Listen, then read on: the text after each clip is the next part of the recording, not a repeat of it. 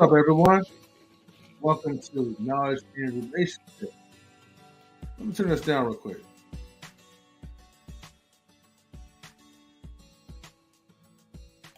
Okay.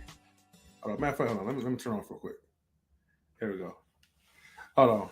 I gotta start off with something funny real quick because I was thinking about this little artist, man, and I know he's locked up. The allegations and things that he probably did do, right? Which is obvious, but I gotta sing this song out real quick. Let's see. This is my okay. Oh, there it is. This is my song for real, no doubt. As the DJ got me feeling the down as we walk into the dance floor. Baby, get to dancing. Put your arms around me. I'm feeling on your booty. But only for ages 18 and up. Ain't no perverts here. All right. There we go. I had to get that song out of my head because I was listening to that artist, who I'm talking about, and man, you know, I ain't gonna lie, man. Some of his old jams are still fire. Boy, I know the music's still out. But anyways, I think you guys can hear me. Let me know, like in the chat, right, if the music's too loud.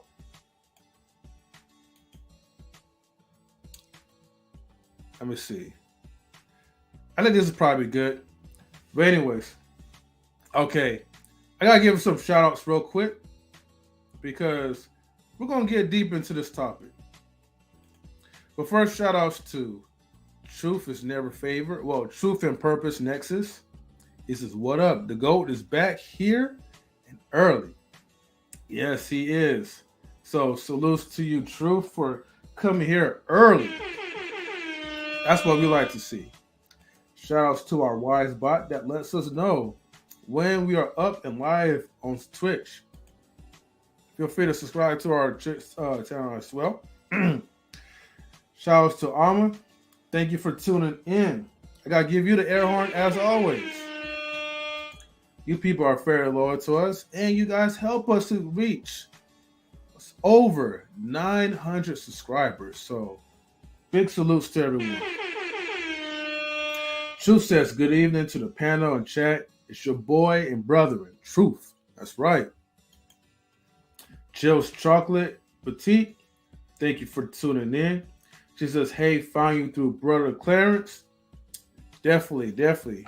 Well, thank you, Brother Clarence, for opening the gateway to just new people to come to our channel. But Jill, I think you came into our panel before. Well, okay. Not in the panel, but you came in our chat before. But you definitely are welcome. So welcome to Knowledge and Relationships on YouTube and Twitch. And actually, we are streaming momentarily on Facebook as well. But it won't be for too long for Facebook users. So just let you know, we always give the preview, the little teaser. I'll say it like that. And then we also have Blaze Brown in the building. Hello and congratulations. Thank you, sis. Thank you. I'm very humbled by these comments. Because the thing is, we wouldn't even be there that far if it haven't been for all you guys. Because everyone is tuning in, everyone is commenting, they're liking and they're sharing. Like I said, when you guys, and ladies as well too, okay? When everyone is liking the video and you're sharing it too, you're building the algorithm up for more people, for new people to come. And if they enjoy it, they're going to send more people along their way. So thank you guys for everything that you guys do. I need to switch with this music real quick. Let me see. Let's try this one. There we go. Okay. Because this one's going to get a little dark, right? Now, what we're going to do tonight, I'm going to play, we're going to have a couple of reaction videos. And the title of tonight's episode is Dear Men. Get your mind right, okay? I've been saying this like from the beginning and to the end for most of our live streams. Everybody must make sure that you get your minds right, okay? Even for the people, right? you know, who come, kill, steal, and destroy. Get your minds right before it's too late for you. We have 9 people that's watching. You know, thank you for tuning in. Everybody will definitely get the likes up and share the videos. Now, I will play, okay, the first video. And I may play it back again once some of my crew members get here. But first and foremost, I want to say rest in peace to the artist named PNB Rock. Um, in our last live stream with Easy Riggs, Be Easy and Big Riggs, they kind of had a conversation, a little tribute to him. And for those who don't know, PNB Rock had lost his life. He got robbed at the Roscoe and Chickens restaurant in broad daylight, full of people. The guy, from what was said, the guy wanted his chain, and there was a tussle, and he shot him and killed him. The messed up part, which it could be a little bit controversial, but the police definitely did confirm that all this stuff happened, and I'm not putting 100% of blame on his girlfriend or baby mama, but she sent out the location when she posted on her social media on IG. So I want to just let everybody know, look, whenever you guys go places, please, be careful, man, of what you do. Okay. Now, I know all of us are not celebrities or whatever, but it doesn't matter. You never know who hates you secretly, man. And for PNB Rock, he's a public figure. So of course he's gonna have people that's gonna hate on you. And unfortunately, as much as we want to Black Lives Matter everything, whenever a white person takes us out or someone that's not of our color takes us out, we need to have that same energy when our own people takes us out. Okay? And yes, it is sad. It's tragic, man, because I feel like it takes us back, man. It continues to take us back, especially when we're trying to fight for unity and equality for our people. Not even just with that, but just, man, I'm gonna get into that, man. I'm not trying to make this as a race topic because this is meant for all colors, man. So, but anyways, everybody, get the likes up. Please subscribe if you're new. Help us reach over 1,000 subscribers. We are so close, very close. But please share this live to your social media, to your friends and family, by all means. Now, let's go ahead and we're going to jump into, okay, the first reaction video. I'm pulling up right now. Oh, sorry, we had a little glitch.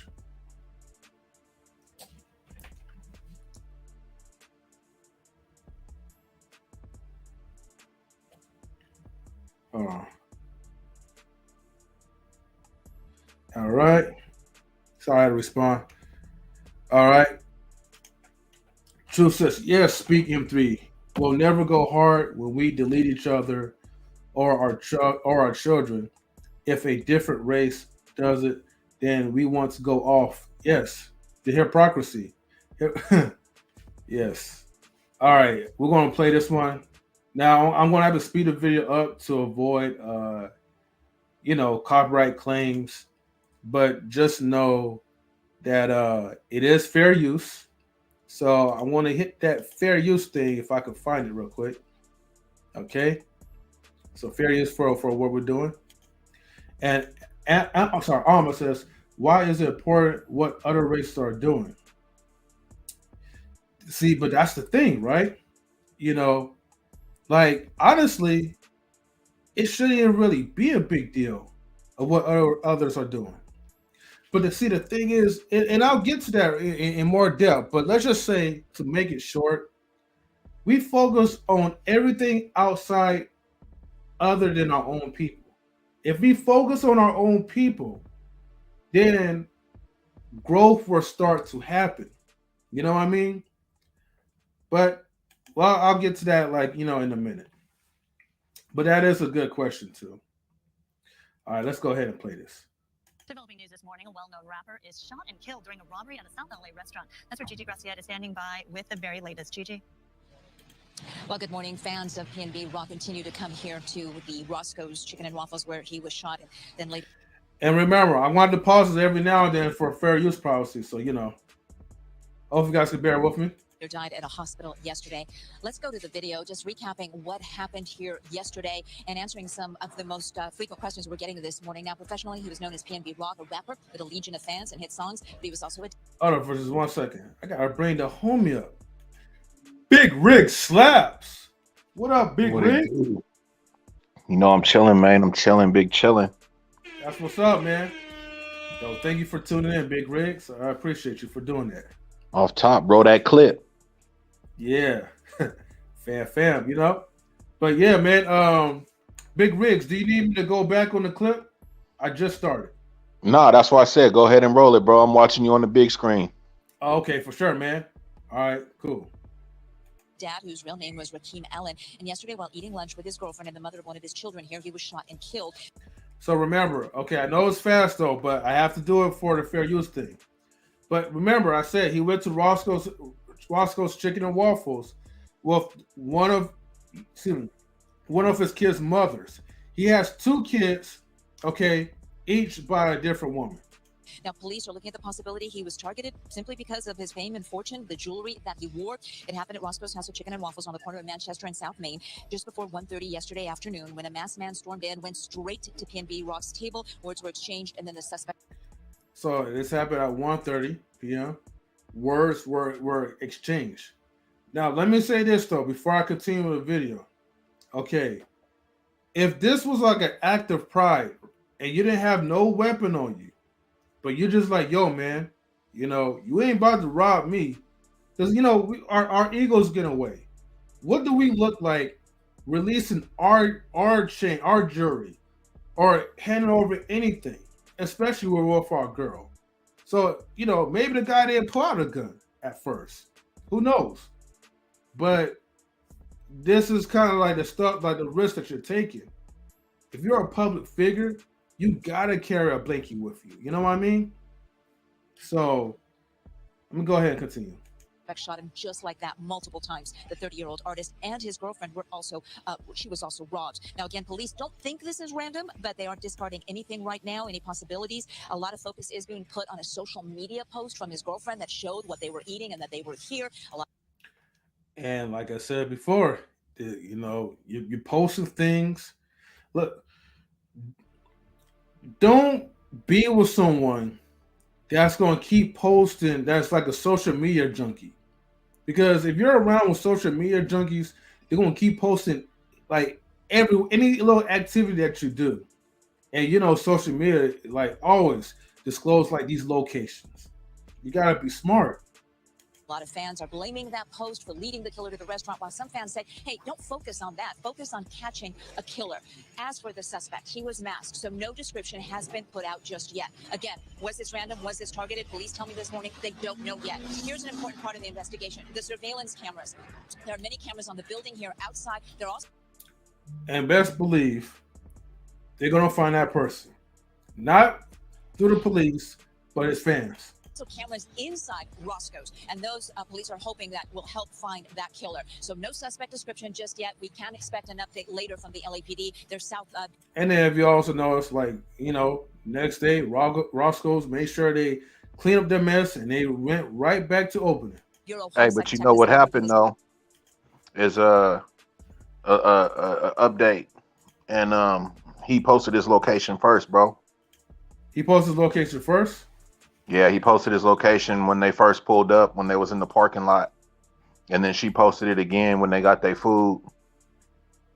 And then when it comes to the surveillance cameras on the outside, this is all updated. You know what I'm saying? They do have somebody, and they're supposed to be releasing, I guess, a visual of the person that they got. You know what I'm saying? But I think they have somebody in custody is what is being told, and that they're going to, I guess, put the image out of the person, you know what I'm saying, sometime later on in the week. Wow, that was fast. Well, But I see, knew it was gonna be fast, bro. There's cameras everywhere, bro. That was hella brazen, you know what I'm saying, to go inside the restaurant and pull a move like that, bro. You know what I mean? oh yeah, no doubt. Like you should already know that you're gonna get caught. But see, this is the mentality, right? Now, this is where like we're going to kind of have to shift the race part out, right? Because I know I mentioned a couple of things about Black Lives Matter and all that, right? This is a poor man mentality, a poor person mentality. See, only poor people are going to focus on trying to rob people. You know what I mean? Delete people because you're not successful in your own right. But the problem is that these are the type of people, right, that they have nothing to lose. So they keep on taking people like us out. You know what I mean? People who are hardworking, people are doing certain things to be successful. You don't like that because you don't have the capabilities. You never perfected any of your skills or craftsmanship. So instead of just being a person to learn and study and congratulate, you want to be the type of person, right, that stays in a crab in a bucket mentality. So you see that person climb up to the top, you want to try to find a way to pull that person down. Same way, like with Nipsey Hussle. I'm sorry, Nipsey Hussle. You have like he had establishments. He brought up the entire block from his street, like in L.A. And unfortunately, your own kind would just delete you because secretly they don't want nobody like them to be successful. And what happens is that okay, I guess we want to go back to race a little bit. You have other people, you know, continuing to like overlap us because they're not one. Some of these people are not even going back into their own communities once they reach into a certain status. You know what I mean? That's one of the things that you gotta really be mindful. Once you're like a public figure, unfortunately, man, your city, everything that you love to like go to, you may have to cut that out or grab security and check in. But see, a lot of people they feel like, oh well, I'm the king of this town, and or I run shit or whatever. I'm not saying that's P and B, but I'm just saying like most like people when they're successful, they never want to leave like their environment. And sometimes you got to go to a different environment just to make sure that you stay alive and you stay safe and be proactive. Blaze Brown says, I heard the same. He posted the location first. Okay. But yeah, appreciate your big risk for and Blaze Brown for giving me the update on that one. You know it, bruh. We can't be putting out that false shit. You know what I'm saying? Hey man, we stay updated. Exactly, but that's how they be with the news, man. Like, and that narrative. Oh, it's the girlfriend's fault and this, and that. Which I was going to actually get to that because the thing is, let's just say, for instance, if he didn't post that first, okay, because that was the whole narrative. And salutes to you, Marcus. I see you, man. Thank you for tuning in. Salute to Marcus, man. Appreciate you, bro. Mm-hmm. Let's just say, for instance, if we went with the first narrative, and they say, "Oh, I didn't see him post anything. It was the girlfriend's fault." Well, let's just say, for instance, all right, let's put it like okay, like it was on a girlfriend, but I still want to give her total 100% responsibility for the guy's death. You know what I mean? Like I would divide that equally. And here's the thing, right? Yeah, I would say that's on him on that part. But where's his management? Where's his team? Where's the people who he should have checked in on? Where's the security? See, people got to be smart, man. Like, if you have all this money and you have all this jewelry to spend, man, spend that to protect yourself as well, too. You can't just be walking around just by yourself like that anymore. That's the reality of it. And I know people want to feel like they're they're normal people and they're human beings and people won't show them all this love, but people are going to show you all this hate. and you'll never know who's going to be out there to get you. Alma says, I will be very cautious in LA. Look, Alma, I get you, but I would be very cautious anywhere I go. Look, I don't even care if I'm in the suburbs, in a nice, richy type of area. Like, you got to have that mentality to always watch your back because you never know who will be out there to get you. And sometimes people will just get you randomly You because gotta read every room, man. You at, man. It don't matter what city, state you at, bro. You gotta read the room. Period. exactly, At all times. real talk, man. So just be careful, y'all. All right. Now, I'm gonna play this next video, okay? Now this was not about PB and Rock, but this is a footage, right, of a woman getting beat by men in China. Okay? Like I said, man, men, please get your minds right. Okay? We got like a lot of like, kung foolery going on. And look, I know like when you go into like these these spaces or whatever, where it be red pill, manosphere, whatever the case is. And I'm not trying to diss nobody in that space, but be careful of the things that you're listening to. Because they'll always preach that women are so emotional.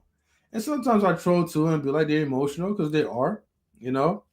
But men are also emotional too. But we force ourselves to be stoic because it's not manly to show emotions. However, man, when men get rejected, some of them, man, they can't take that rejection. As a matter of fact, I don't have a footage up there yet, but there was a so-called, I won't even call him an incel, but they called him incel. It was a rich man, right? A rich man was dating someone, but he was very socially awkward. And the woman didn't want to be with him. He calling her, he stalking her. And then one day he tried to call up on some hitmen to take her out. And he paid a hitman $13,000 worth of Bitcoin. Now, not only they took his money, but it was also a scam site. And one of the people was a undercover police officer. And then, fast forward, he's facing 5 years in jail for attempted murder, you know? So you gotta be careful, man. Sims can be out there and they're dangerous too. So don't underestimate, you know, the dangerous powers of what a simp can do. Did you say Sims be out there? Yes. You You know said what be I aware mean? of the Sims too? Yeah, man. You better, man, come strapped, man, for the Sims, bro, because you may think like, man, it'd be like a gang member or some like dude with a hard exterior that's gonna come after you, but sometimes it be those Sims because they're so in love with this woman and they fall into like this Disneyland type of category. Man, if they had a sword and we was in medieval times, man, they'll pull out the sword on you quick, bro. You know, like the White Knights or something. Jump off the horse and get the sword in your ass, huh? Exactly. The ultimate chivalry. Shout out to Be Easy, man. I see you. Exactly. Shout out to Be Easy, that dude. He says, beware of the Sims. That's right. Now, let me go ahead and play this video, man. So it's going to be, for people who are very sensitive about it, just, close your eyes, man. That's all I got to say. Hopefully, YouTube don't be uptight with it.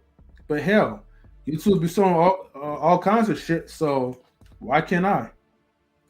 Anyways, warning. This video includes images and or audio some viewers may find upsetting or disturbing. So remember, you have been warned. Watch out for the racists, simps, thugs, white knights, cops, feminazi, etc.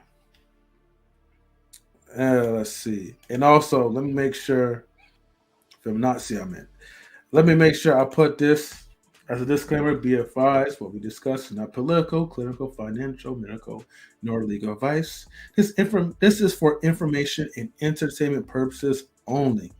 Also, make sure you like, subscribe, and share the videos. Help us to get to our road of 1,000 subscribers. We're already like maybe 907, 908, but let's get up to like 909 tonight, maybe 910. Bless you. Yeah, I hit that subscribe, man. Hit that like. It's all Yeah. appreciated. hmm And Be Easy says, practice your Second Amendment rights. Yes. And Alva says, hello to Marcus. All right. All right, everybody. Let's go ahead and do this. Oh, yeah. Hold on. I got to pull up the fair use again. So here we go. Fair use.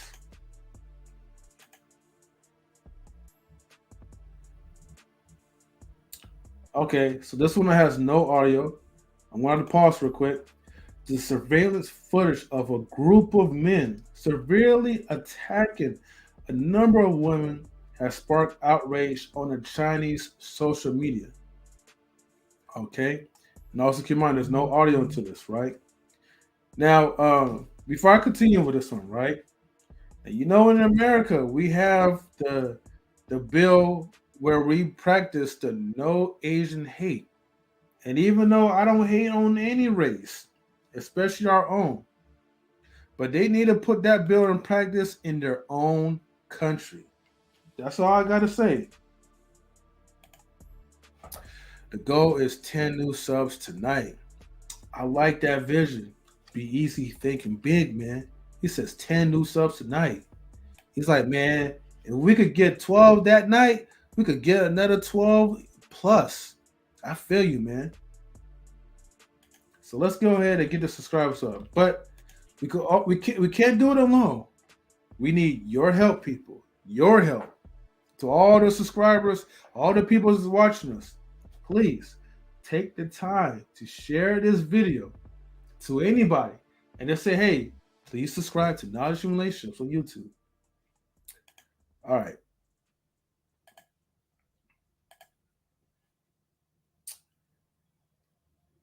All right. So they're sitting by these two women. One of them gets up. Oh, actually, hold on. Pause real quick. 1, 2, 3, 4, 5. Okay. So far, I see 5 women. B of these thugs right here. Thug in the green, thug in the black, thug in the right. Okay. And it looks like he slaps her or maybe punches her.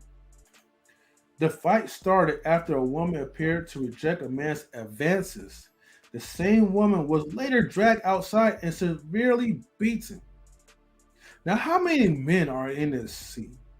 Okay, we have 1, 2, 3. Questionable. That little pink on the hair, but I'll just say that's 4, 5, 6. So out of the 9 men. Sorry, 7, 8, 9. The 9 men that's in this little building. There's 6 dudes that's out there. So let's see if those dudes will be man enough, okay, to at least step in, okay.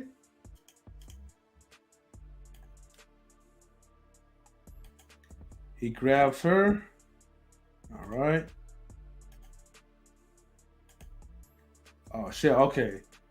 You know what? Let's go ahead and play through the whole video and then we'll react to it because it seems like it's gonna be all brawl. Oh damn. Woman tried to jump in and help. Oh damn, bro. What the hell? The woman suffered injuries, not life-threatening, and 9 suspects has been arrested. Oh shit! Oh shit!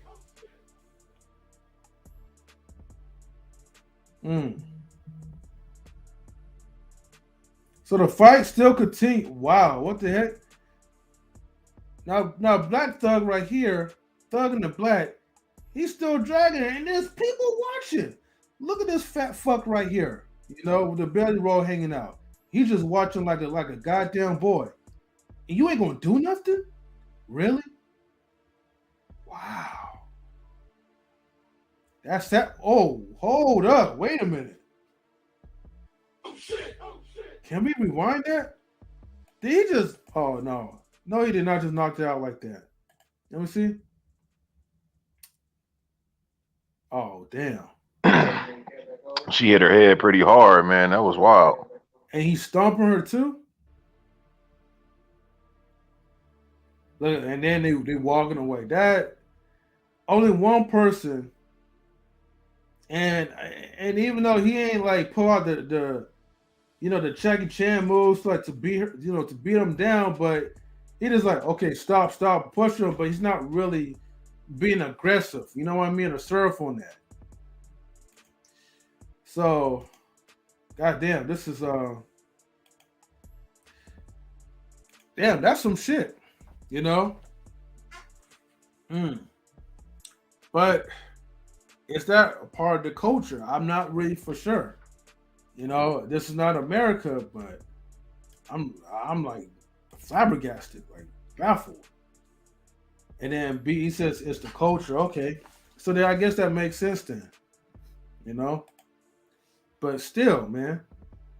I mean, look, like I said before, if you can't get none, man, just move on. It's not worth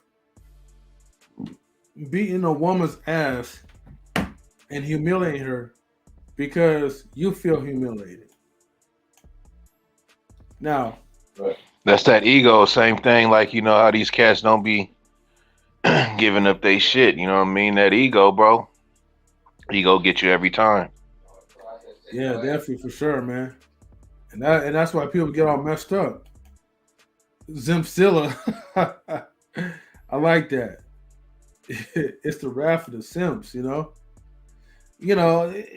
was definitely hard, man. Like, just watching that because it's like, man, like what would we do if we was watching that situation?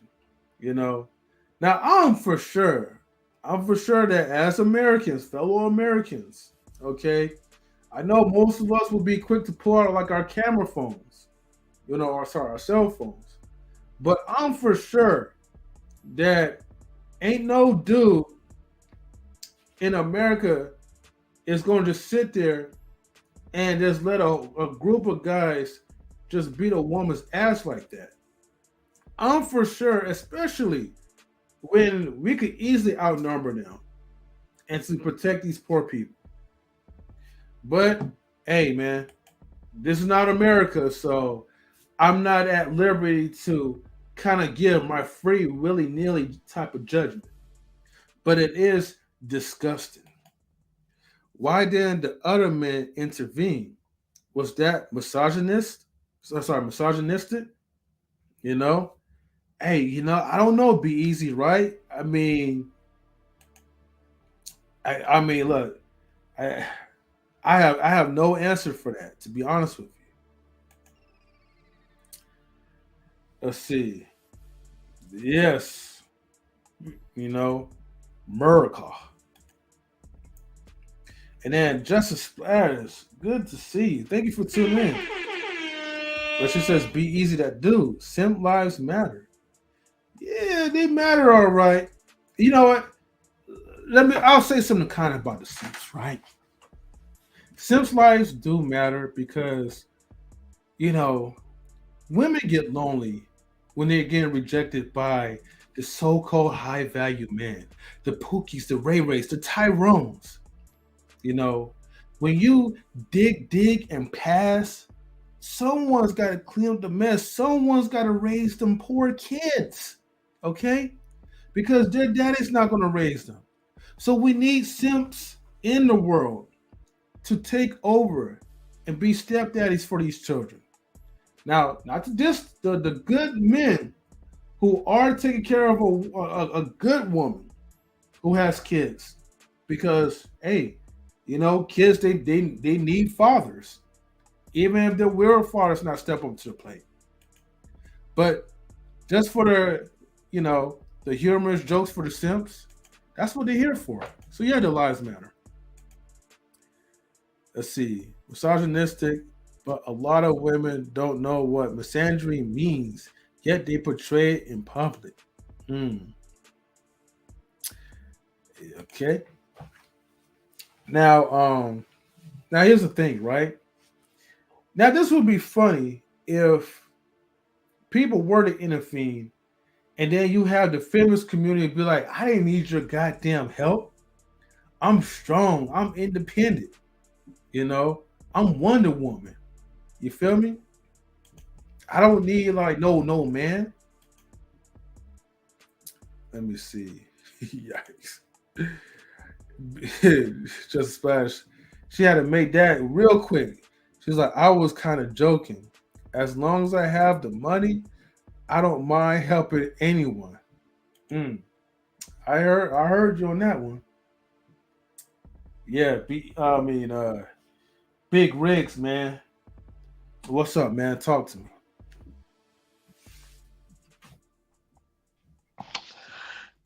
Shit, man. They wild out there, bro. Right, That whole that whole scene in that uh shit, what was it? A little food spot, whatever they was at, man. I don't really know what happened prior to set old boy off like that, but he just he went off, man, and didn't nobody come to no type of aid. I mean, they dragging women outside and shit and continuing, you know what I'm saying, ass whooping like that's rough, bro. Like even out here, you know what I'm saying? hmm There's a lot of men that would just be like that's out and just, throw their life on the line on some shit like that, turn into a superhero or something, you feel me? Not saying Right, it's right right. or wrong, but like just that whole get down and scene, man, was that was different, man. Yeah, that It's was pretty violent, man, and it was pretty to me it looked like it was setting a cold message to women, you know what I mean? Like right. Hmm. Yeah, man. Like I said, our man. women talking about our women out here talk about, you know what I'm saying, men protecting them and all this type, but Mhm. it don't look like they going through none of the shit like them would be going through over there, man. And I ain't Man, laughing at them. I'm just saying though, it's just like, that was a rough scene, man. It was a real rough scene. man, society has a way, man, to nullify all excuses, man. Whenever, and here's the thing. Now, the one that I will laugh at, not about like the people like in China, but for the women that will blatantly say, well, where's all the men to protect us? Like, we need our black men to protect us, and they don't come to our rescue. But then a couple of days earlier, you start bashing about black men, or you be like you don't need black men to protect you, or black man is this and black man is that. But when shit hit the fan, now you want us brothers to step into the plate and protect you from your own foolery. But I digress on that part. You know, all these things just my own personal opinion and observations to it. Now, let me go ahead and we'll search for like another clip, right? Because this one is going to be talking about men who just oh wait, two men accused of stealing over. Hold on for a second. Do we have a video of this one? I'm trying to pull it up real quick. Hey, what was the header title tonight? Like it was men got a what? The men, man, they got to get their minds right. You Oh know, yeah.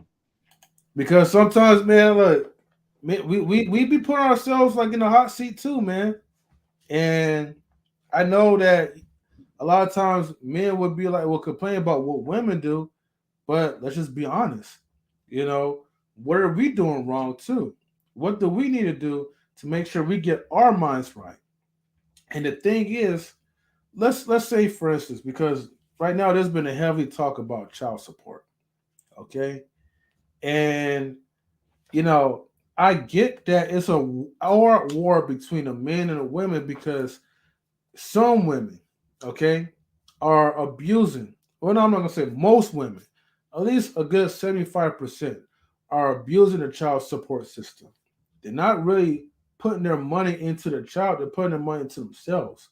And to me, that's utterly selfish. You know what I mean? But the thing is, okay, while we're complaining about what women do, we need to kind of like, ask ourselves, well, who creates these rules? Who creates these laws and all that? It's not women, it's mostly the men. And so the men are creating these rules to protect these women, but really they're getting a certain cut out of it.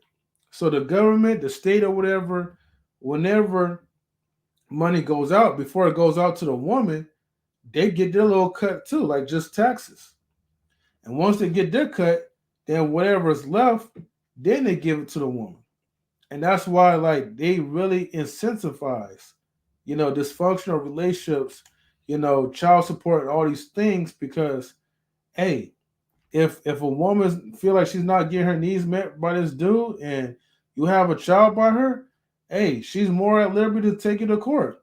And most likely she's gonna win. But see the problem is women think that they're winning, but they're not really winning. You just put it all back into the system, man. So I'm just saying.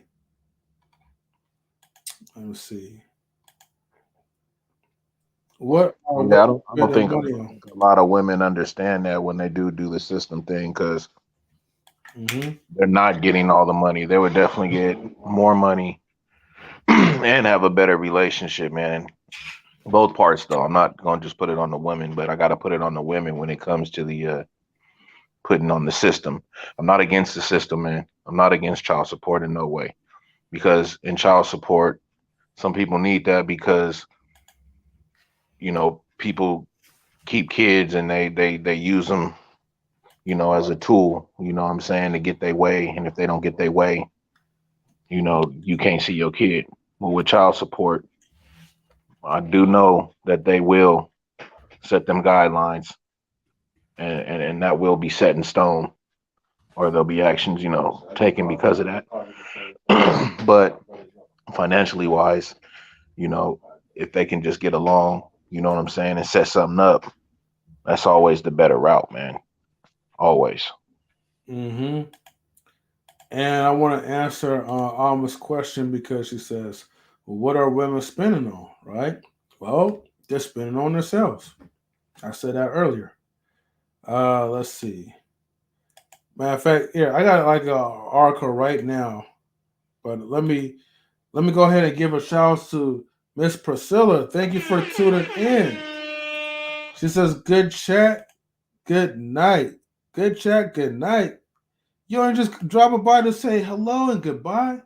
Come on, Good sis. chat and good night, huh? Well, we appreciate you stopping by. Yeah, Fly yeah, by. yeah, That's yeah. Thank you for stopping by, like on the Twitch side. And oh, she says, "Sorry, I'm high. I better say hello, everyone." Hey, no problem. Miss Priscilla, if you'd like to come up, I will definitely send you an invitation just so we could get your perspective on this too. I'm about to do I'm about to show this little article real quick. In Dallas, they're getting ready to build another prison. Inmates bringing more money than jobs. Yeah, and they're getting paid like at least what like a dollar what per hour. Let's see, a la carte. What are we walking into? Well, tonight's subject down the bottom we're scrolling. It's called "Dear Men, Please Get Your Mind Right." Now we played two clips. The first clip was about PNB, um, because unfortunately he got robbed and he got killed. And then we just played a footage of a group of Chinese men beating up on women. They was dragging them out all because the women rejected them and they couldn't handle the rejection. And the whole point is that men usually complain to women, oh, how women is bad about this and bad about that, and they're emotional. But what about the man's emotions when his emotions are not checked? So that's what we're talking about tonight. But There's a this lot of one, emotional men out there, man. exactly, bingo. A lot of them. So don't even get that shit twisted. That's why it'd be funny when you be hearing them pointing fingers and shit. A lot of y'all gotta point the fingers at yourself. Start with that Mhm. person in the mirror, man. Yeah, absolutely. And Priscilla, I'm gonna send you. Let me see. Oh no, by the way, I think did I follow? I think I followed you on IG, but I don't know if you ever if you be on there like that. But anyways, I sent the StreamYard link to the Twitch side, so if you see it, use that link to come up. And also, hold on, I need to fix something real quick. Okay, for the guests, okay, all right, you got it. All right, cool, cool. Just a splash. I can tell you what child support is providing a bank account for the kids because the money is fraudulent. No, the money faucet is drained at 18. Yep, yep. You know what they should have though? Like I know people have been talking about this, and I don't know why it's not implemented.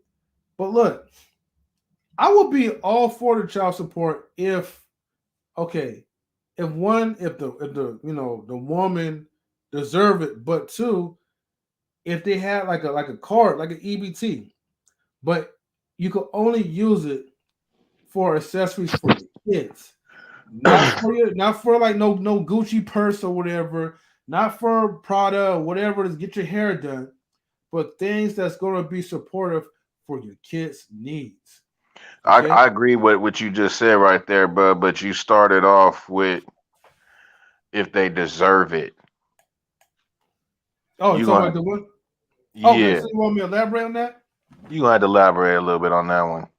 All right. So basically, if the woman actually deserves, okay, like basically, you have to really be a good parent. Like you have to. This have to be a situation where the person is a deadbeat dad. Like he doesn't care about the kid at all. He doesn't care about your well being. It's just like a smash and dash, and you just leave you hanging. You know, not a lot of people I would say would deserve to have a privilege to have like a child support type of card. You know what I mean?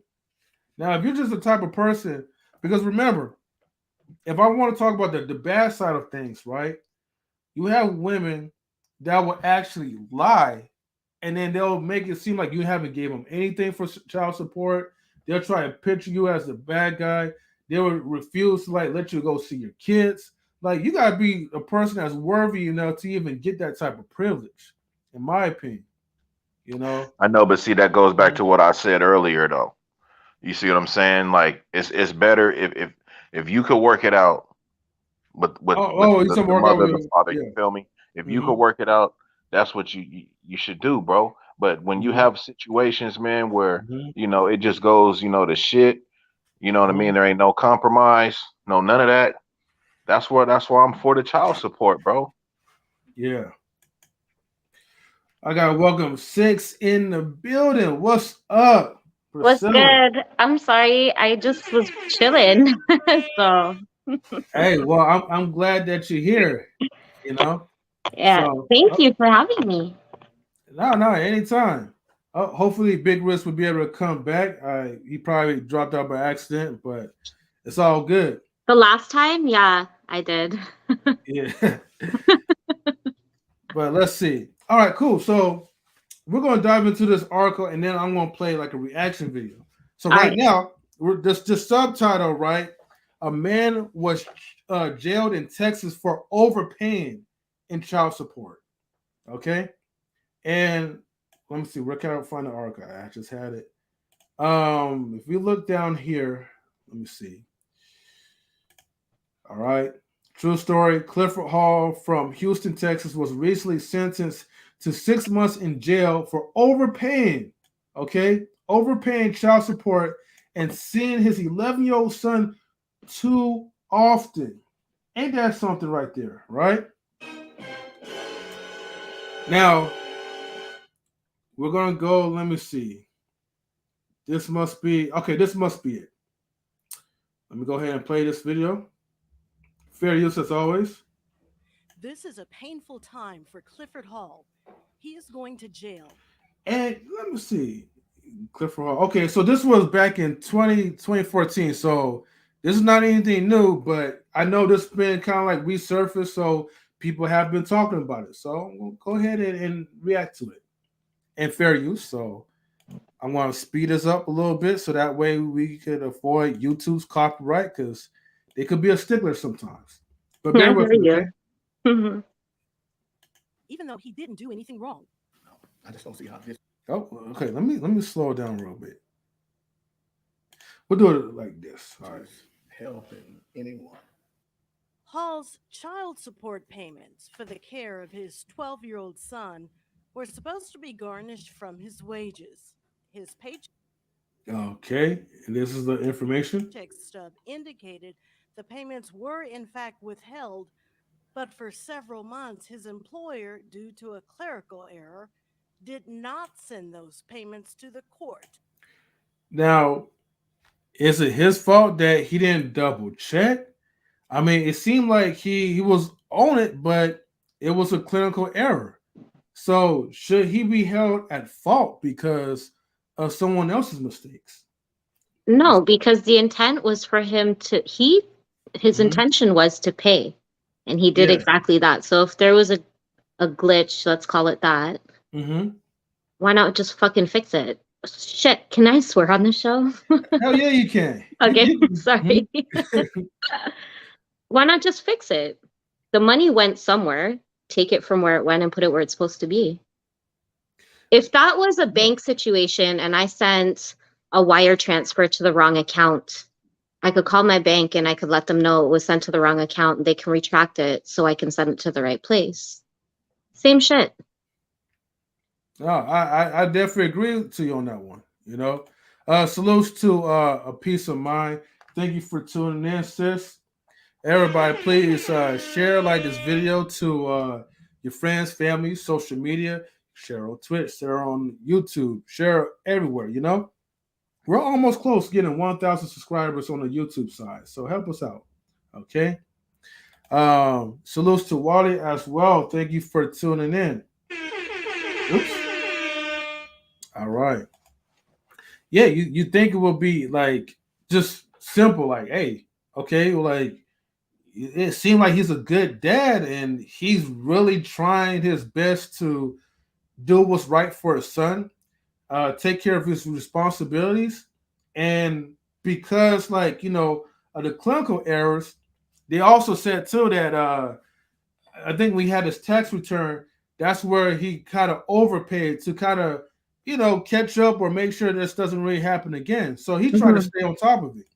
Yes, in the report, instead overpayment was for what's it called, arrears. Yes, and let me see. Asking your job to process payments is also grounds to get fired if there are too many garnishes. I'm sorry, garnishments.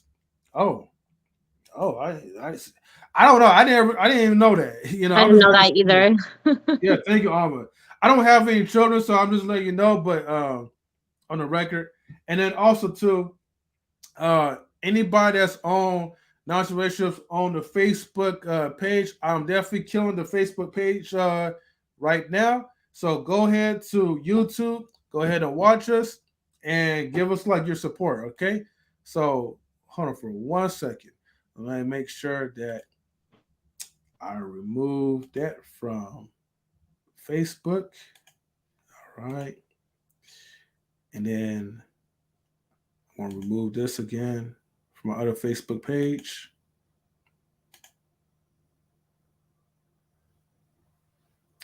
All right. Anyways, let's go ahead and continue the article. All right, let me go ahead and find it. And now Hall is being punished. Hmm. It's a horrible feeling, makes me sick to my stomach, but I have to do it. When Hall found out about the missing payments, he paid a lump sum to catch up, but even that will not keep him from behind bars. Texas had a law on the books that would prevent deadbeat parents from going to jail if they paid up right before their court date. But last year, the legislature repealed that law. In order to give judges some discretion to punish repeat offenders. It was a good idea. It sounded like a great idea. However, it doesn't work in all circumstances. And again, I gotta say fair use as a pause. There are It just doesn't situations. even make sense in my head. Mm-hmm. It doesn't even make sense. So I'm from Toronto, and like the laws in Canada are just very different, I guess, especially compared to the United States. But I don't Mm-hmm. know. It just doesn't make any sense. Why would this man have to go to jail for an overpayment? At the end of the day, that's what he went to jail for. Just Well, we're going to get to that at the end, right? And what you may hear may astonish you because all right. the judge really had a harsh and illogical type of response. But before we continue, I gotta give a shout outs to one Andrea. Thank you for tuning in. And I gotta give two shout outs, right? To Be Easy, that dude with the double air horns. Be Easy, that dude. Salutes to you. Hey, what's good with you? Nothing much, my brother. I'm chilling, man, and thank you for coming up. So we're Oh gonna yeah, be no, quick. it's all good, bro. You know I be oving and doving in the traffic, so I've been in and out, so I haven't caught everything. I did hear that you said um a gentleman got locked up for overpaying in child support, correct? Correct. And what ethnic group does this man represent? Man, people of color, you Okay. know. Could you be a bit Oh, more oh, precise sorry. than Oh, that sorry. if you know Yeah, yeah. specifically? Oh, yeah, yeah. Of course. African American people, man. You know. Okay, I Yeah. was just asking, just because I know Mhm. people say, well, you gotta make it about race, but then something coincidentally always happens Mhm. conveniently to a particular ethnic group, race, whatever you want to say. I'm just saying a certain Mhm. people with a skin pigment and the child support and the inequities and it's a lot of racism within the system. Some there's women that even put out that said they were rejecting child support and the government is trying to force them to get on it because What? they're just money hungry. Yeah, is they don't care What? about supporting the child. They care about lining their pockets. Some of the Mhm. dudes need to be on it though, you know what I mean? Some of y'all is Yeah. just deadbeats, you know what I mean? So you Mhm. don't get off that easy, if you want to be irresponsible and don't want to practice sexual discipline, then this is society holding Listening. you accountable. And I'm okay with that. But Mhm. the kind of attacking and demonizing men to make it seem that the only way that you can be a father is if you pay this amount that the court designated. I definitely don't agree with that, because some women, not all, use it as leverage to Yeah. basically control the situation, to reap the benefits and be in a position of power and make basically have a parental dictatorship and then want to say at the same time it was 50-50. I ain't laid down and had this kid by myself. Okay, if that's true, then why you not letting this man make 50% of the decisions? Oh, well, because he ain't paying enough. You know what I mean?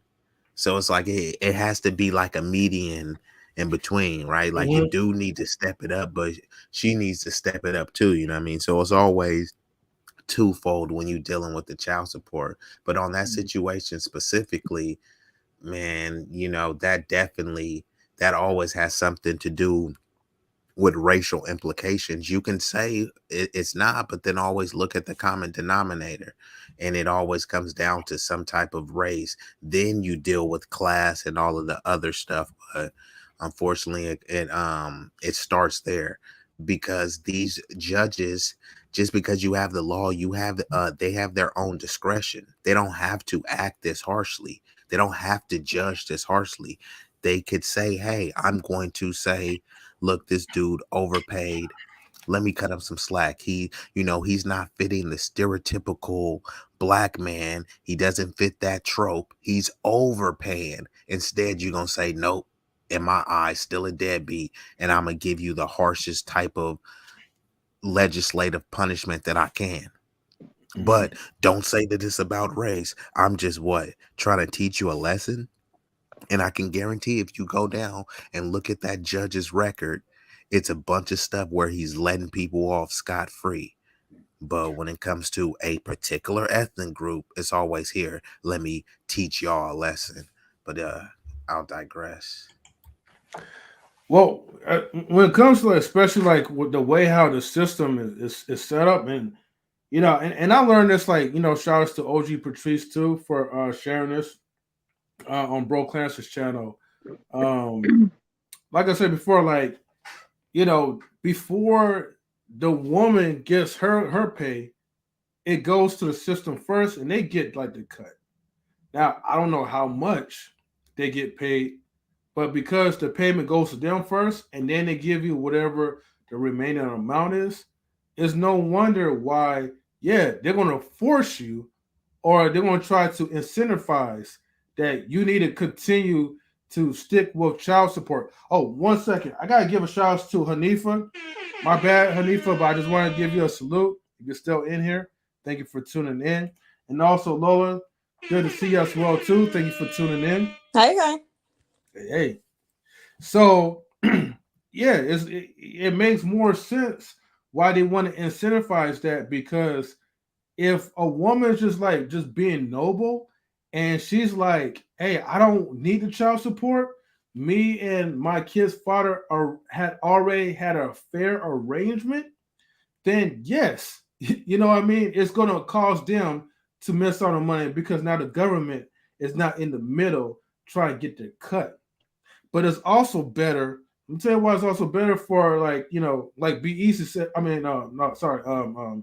Big Rig said earlier, it's best to have that arrangement with your person, because the thing is, I feel like fathers would be more, they would be less reluctant to give, what I mean, if they know they're in control of it.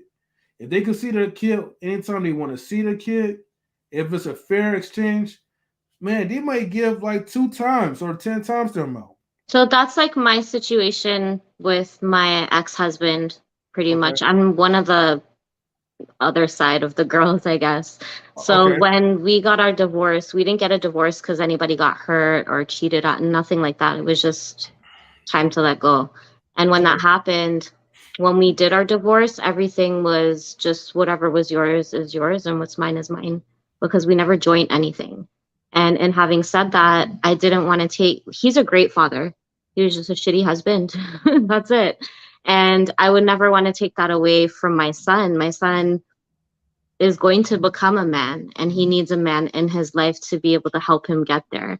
And he has a great one. Nobody that comes into my life for any type of relationship that I'm going to have with a man in the future doesn't need to be a father to my son. That's not what I'm looking for, or anything like that. But when that happened with us, it was 50-50. We have joint custody. We make decisions together. We discipline together. And at the end of the day, we decided to co-parent from day one that we made that decision. Because at the end of the day, the 3 of us are still going to be a family no matter what. Yeah. We just don't live together. Me and his father don't have that marital relationship, but we're good friends. So I never opted to take child support, because my son is very lucky. Both of his parents are entrepreneurs. We hustle for ourselves, and we've always been like that. So I don't need, what do I need to take money from him for? You know what I mean? If I'm good, I don't need help with that. but I do need help in other ways because I might need him to take him to dentist appointments or whatever. He might need me to watch him for X amount of time on different, like we don't even have a set schedule for when our son visits. My son is going to be 15 in December. So he's at that age now where he's in high school, and I was mom for so long in his younger years, but then he became attached to his dad more so now because he's older and he shares the same interests. They're both YouTubers, they're both gamers, all of that kind of stuff. And he doesn't want to have those talks about girls and sex and body changes with me. He'd probably rather have that with his dad. Not that I wouldn't do it, but he has his dad around to do it. You know what I mean? So Right. I'm just one of those cases. I wouldn't even say I'm lucky. It's just because of the way that we decided to have our family unit. And we didn't want any animosity. We don't want any fighting. We don't want to show our son was definitely the focal point at any given moment. So I think that that's really what helped us make that kind of decision. So I don't understand, like from a woman's point of view, what you guys are talking about. And I've heard it and I've talked about it on my own show a few times, why women are so spiteful towards somebody that they're no longer with, especially if they're a baby dad. You know what I mean? And it's just because really, I hate to say it because it's so cliche, but nobody really thinks about the kids at the end of the day. People don't realize by them seeing their mom and dad fighting over money that's supposed to be for the kids to buy them clothes and this and that or whatever, that it's actually causing the child more damage to see that with the parents. And they're going to grow up with all of these feelings and things that they wanted to say, and they never got to because it's not their place in that moment. But it's really going to fuck them up when they go to high school or try to get into a relationship with a woman or a man in the future and don't know how to have a healthy relationship because all they know is what they've seen. Well, ultimately, they're going to carry them. Yeah. Ultimately, the child's the one that's going to get hurt the most. Yes. You know, not just the parents, but it's mostly like the kids that's involved because they didn't ask themselves to be in a situation. Yeah. Real quick, I gotta give a shout out to Justice Splash. Thank you for a donation, Justice Splash. So appreciate you so much. Also gotta welcome our network manager of knowledge and relationships, Mr. Intellectual Soapbox. Thank you for tuning in. Oh, Welcome, what brother. up, Welcome, man? welcome. What up? Yeah. What up? You know what I mean? Yeah. Hold on for one second, Mr. Intellectual Soapbox. Take your time. Take your time. Lola, I think you wanted to say something because I saw you had unmuted your mic. Yeah. Okay, go ahead. Oh, you know, Lola, she already got a lot to say. You know that already. Well, you know, it's Lola, right? The Chronicles of Lola. The machine. Hey, everybody. Okay, so the reason why I wanted to chime at first, I wasn't gonna like quite chime in because I was like, okay, maybe this is a man's conversation and maybe I don't have the authority to speak at this moment. But then when you guys kind of drifted into child support, the Black community, and the court system, I felt the need to speak on that, and only because I used to be a child support enforcement case manager. So I was the lady that went looking in your bank accounts for money and taking it out right before your business loan is supposed to close. Like that was me. So I can speak to some of the experiences I've had, at least in my state. But one thing I want to correct, I forgot who said it earlier, but one thing I want to correct is this. The state and the court is there for when your life isn't right. That's what they're there for, to regulate when your life and decisions ain't right. And they have to be there for that reason. When it comes to the courts, not Department of Child Support, when it comes to the court, that's a whole different ball game. And people like to confuse those two things. Stop confusing the court system with child support. Certain things the courts have power over, Department of Child Support does not. Like that's one misnomer. Two, there's a good percentage of men that put themselves on child support because they would rather go through some sort of apparatus that can keep track of payments than to have to deal with that woman directly on where there's no record of any type of monies going back and forth. And if somebody does something wrong, the only evidence they have is that they gave the money, which the state doesn't care about because the state considers that a gift, and that's not a state issue. So when people say, well, women put their baby fathers on child support and it's hurting men, no. That's a fallacy. Some men prefer Department of Child Support. Some men prefer to go through the courts. Most men that I've come in contact with don't like doing it, not because they can't win, but because they just don't like it. There's so many men that could get custody of their children, but they just don't want to go through the process. It's just a man thing. And I've talked to many men like that, and they just don't feel like doing it, but they could have custody. They could even have child support themselves, but they just don't feel like being in the system in that way. And that's their prerogative. They have a right to do that. So that's another fallacy I wanted to point out. And three, when you talk about women, let's say deserving child support, right? Nobody deserves anything. First of all, it doesn't matter what you do or don't do. You don't deserve the state to come in and force somebody else to give something to you. Again, the purpose of the state and the court is when your life is in shambles and they coming in to regulate. So nobody deserves that. But further than that, your child support is based on your circumstance. This is why when it goes over to the court, it's so muddy, because you got a human being, i.e. the judge or the magistrate, having to look at your life and your personal circumstances and your job and the relationship and who does what, and kind of figure out where's the middle right there. Department of Child Support does not do that. They cut it down based on numerical equation, and that's it. That's the only thing that they're doing.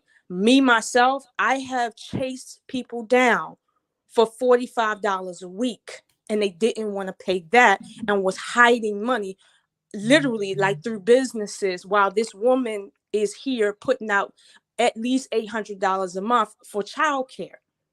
So I kind of resent it when people say, well, women that do that out of spite. No, some women do it. A lot of women do it because you should have two people coming together paying for a child that they created. But a lot of times when the woman is stable to the point where she can afford to do some basic things, some men will feel like, well, I can let her do it because if I'm not employed, oh, well, she got it. A lot of men feel like that, like, okay, she got it.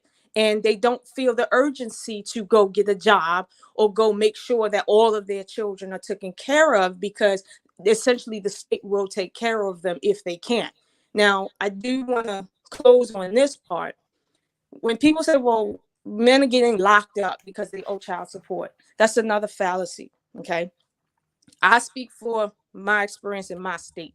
If Texas is doing something different, California on some extra stuff, I do not know. But for my state, when there's a bench warrant for your arrest, it's because Department of Child Support has tried to contact you about your child support and you're not compliant with them, meaning you won't pick up the phone, meaning you won't come down to the office and explain your circumstance and get inside of some sort of program that will alleviate your license being suspended, because that's the first thing they do. So if they can't do that and dip into your accounts, the only other way for them to get your attention is to take you to court, meaning child support takes you to court. And when you don't show up for court, which is 90% of the time, that's when the judge orders a bench warrant. It's not because you owe child support. There's men out here right now that got, the highest I've seen was 12 children, 7 baby mothers, and can only pay 3% of child support on each one. And they're in arrears over $200,000 and they'll never pay it. And they're not in jail and their license is not suspended and they can't afford their child support. So it's like circumstances may differ, but it's like a lot of people just confuse the purpose of the system and what's actually happening. Now, I say this, M3, you mentioned about having the debit card, right? In my state, there is a debit card. There is. A child support debit card? Yes, It does exist? Debit card. It does exist. And now, at least in my state, it's mandatory. Not in all states is it mandatory. But in my state, it's mandatory. But the issue still remains because child support is for child support, meaning the courts and child support does not regulate what a parent feels is necessary for their child. Now, they will not dip into your account to find out, did you go to the children's place or did you go to, I don't know, the limited. They're not going to do that. The state will not regulate where you shop, because the danger in that is when the state says where you can shop for clothes, the state will tell you where you can shop for food. And if the state tells you where to shop for clothes and food, the state will tell you, well, where you can go for medical care. And if they do that, they're going to tell you where you can't go for certain things. Do you see how the state will gain power that it legally does not have if you allow it to do certain things? So again, the state and or the federal government has its limitations for other reasons outside of child support. But yes, there is abuse of every system. It doesn't matter what it is. I've seen a man send his brother in for a test so that Lola, you're going in the matrix. Lola, you're in the matrix. Can You're in the matrix, Lola. You're in the matrix. you hear me? Yeah, we get you now. Yeah, get you now. I was saying that there was one circumstance I seen where I think it was his brother. You're in the matrix again. Wouldn't. She in the matrix. I'm gonna end it there, but I'm just gonna say there's a lot of abuse on both ends from men and women with that system. It's not just women, but I mean, let's just be fair, there's a good number of men receiving child support too, and they're not there because they're greedy. But I'll just leave it there.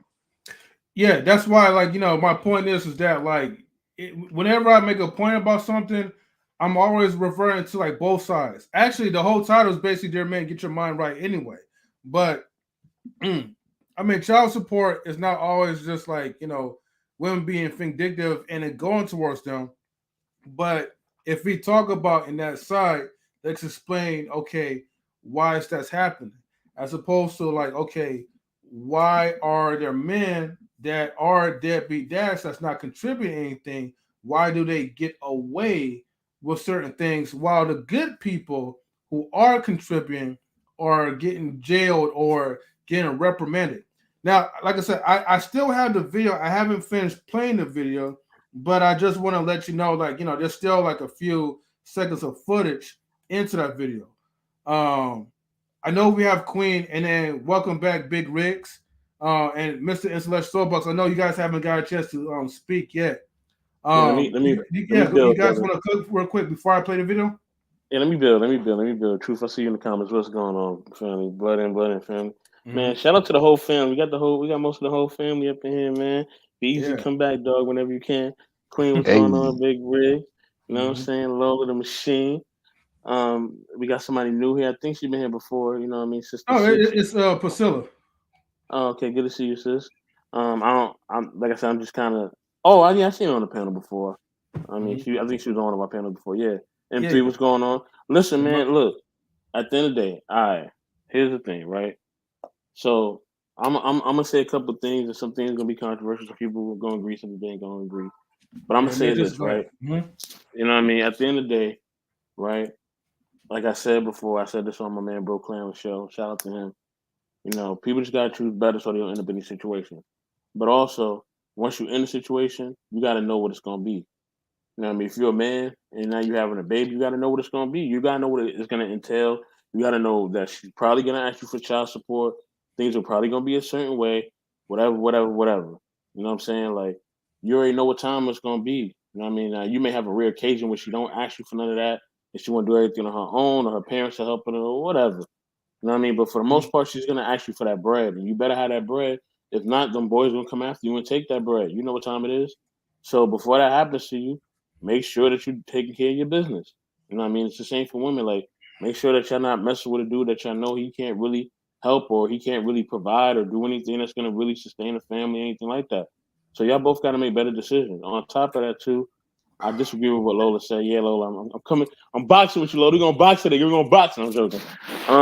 But I disagree. And I think black people just got to get out of this mentality, though. And this is the mentality I feel holds us back from a lot of things, that don't nobody owe you nothing mentality. That holds us back from a lot of shit. And I'm gonna tell you why.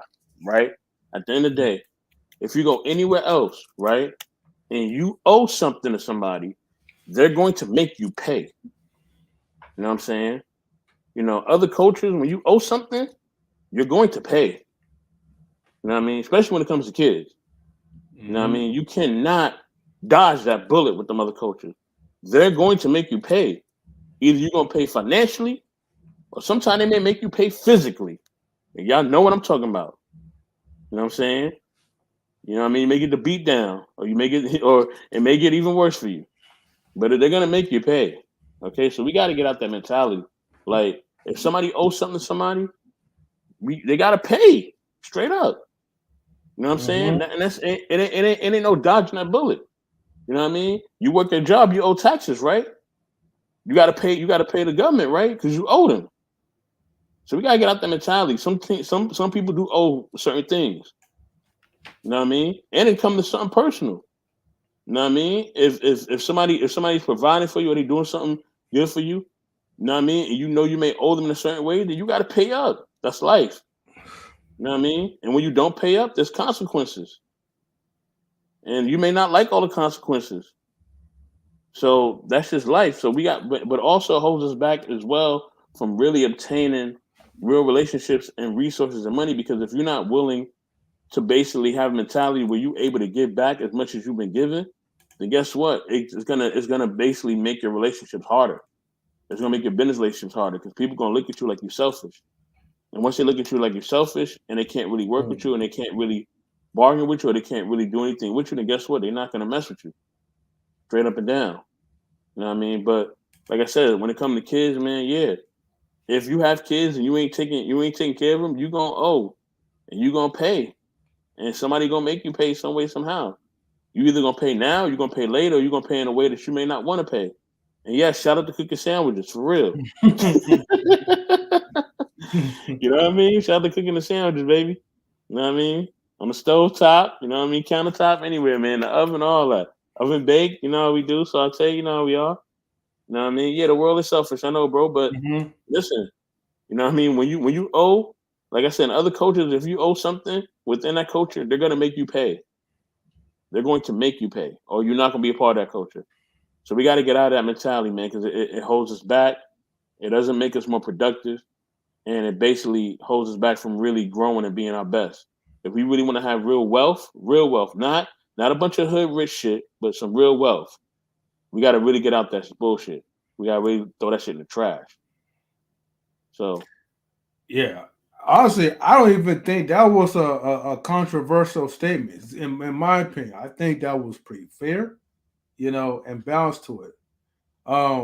Real quick, right? Before anybody else starts cooking, I know we have Queen in the building. Queen, is there anything that you want to say? What's up, Queen?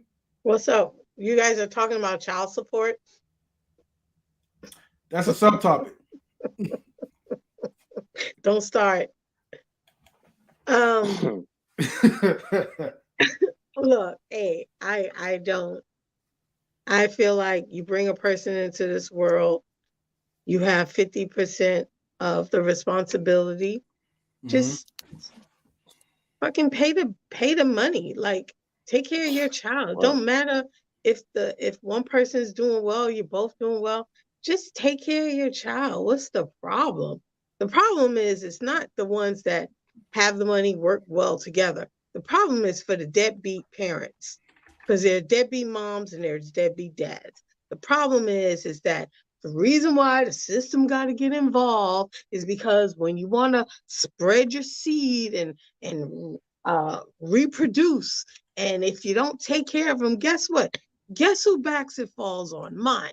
I didn't have your damn child. I don't want you taking my money, my taxes for your child. So pay your damn money. That's what I'm going to say. And if you don't want to pay your money, put your ass in jail. Both of y'all. Behind bars. Lock up. Won't let me out. Shit. Cause I got me locked up. They won't let me out. Stop reproducing. I don't want to pay. I want to go to jail instead. I don't want to pay. If you want to be responsible, shit, don't reproduce. Funny, stop bringing these fucking kids in the world and not taking care of them. It's ridiculous. And no woman or no man should have to ask you for money if that's your child. Damn it, just do what you gotta do. What's the problem? I don't get it. Damn. You know what? You go through so much work to hide how much you make, to hide your income, to work off the. You go through so much just because you don't want to take care of Junior or little Ma. That's, I mean, what's the point? Strap it up, roll it around, get your sack removed. I mean, do something. If you don't have kids, you don't want to take care of them. Then stop having kids. Shit. Well, the rating of this live stream has definitely changed drastically. Jeez, Queen, yeah, really. This is a public service announcement for him. Not a voice. 5, 4, 3, 2, 1. Let it go. Time is up. Come on, Queen, you left me hanging. God, man. 5, 4, 3, 2. Your time is up. Snip. That's it. Throw it in the trash. Burn it. Man, Queen, she tired, man, seeing all these kids, man. You know what I mean? Like, I'm tired too, man, seeing these poor kids like in the system because of the irresponsibilities of two parents. It takes two to make a thing go right, but also takes two. Yeah, to like mess to up, make it go wrong. Yes. Well said. Priscilla, right? I have a question to ask you. If you're still here, I know you. Okay. Yes, I am. So, I know, like, you're from Canada. One like the finest countries when it comes to, like, Shout out to Drake. Shout out to Drake. Exactly right.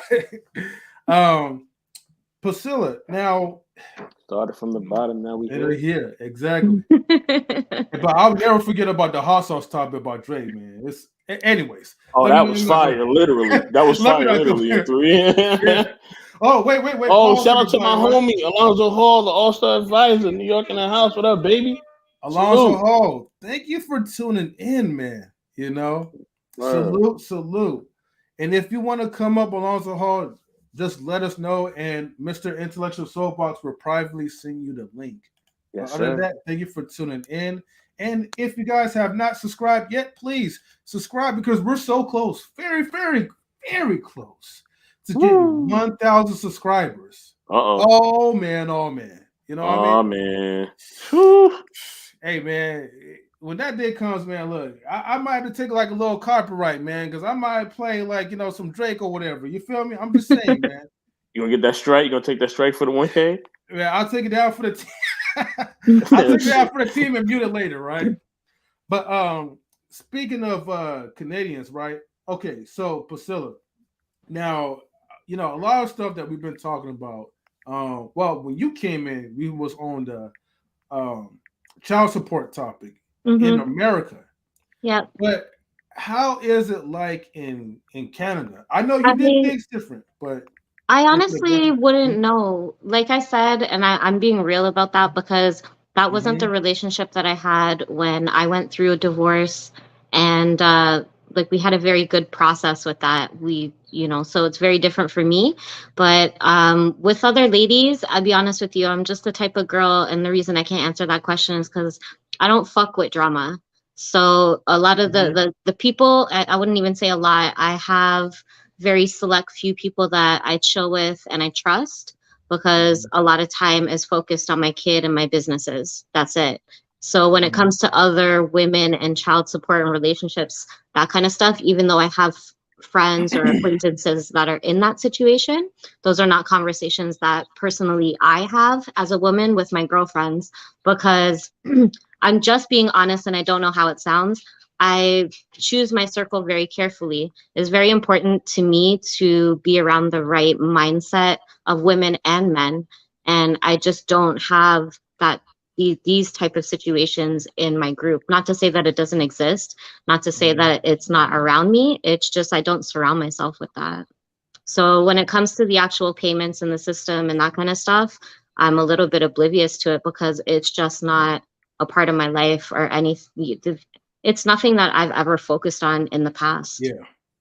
So, or that I actively deal with now. So I really can't answer that. I do know from when I was going through the process, we decided not to follow through with it. The one thing I do know is if I did want to go ahead and ask him for support payments, that the amount he would have to pay is always based on his annual income. And that's how the courts here decide how much is to be paid to the mother.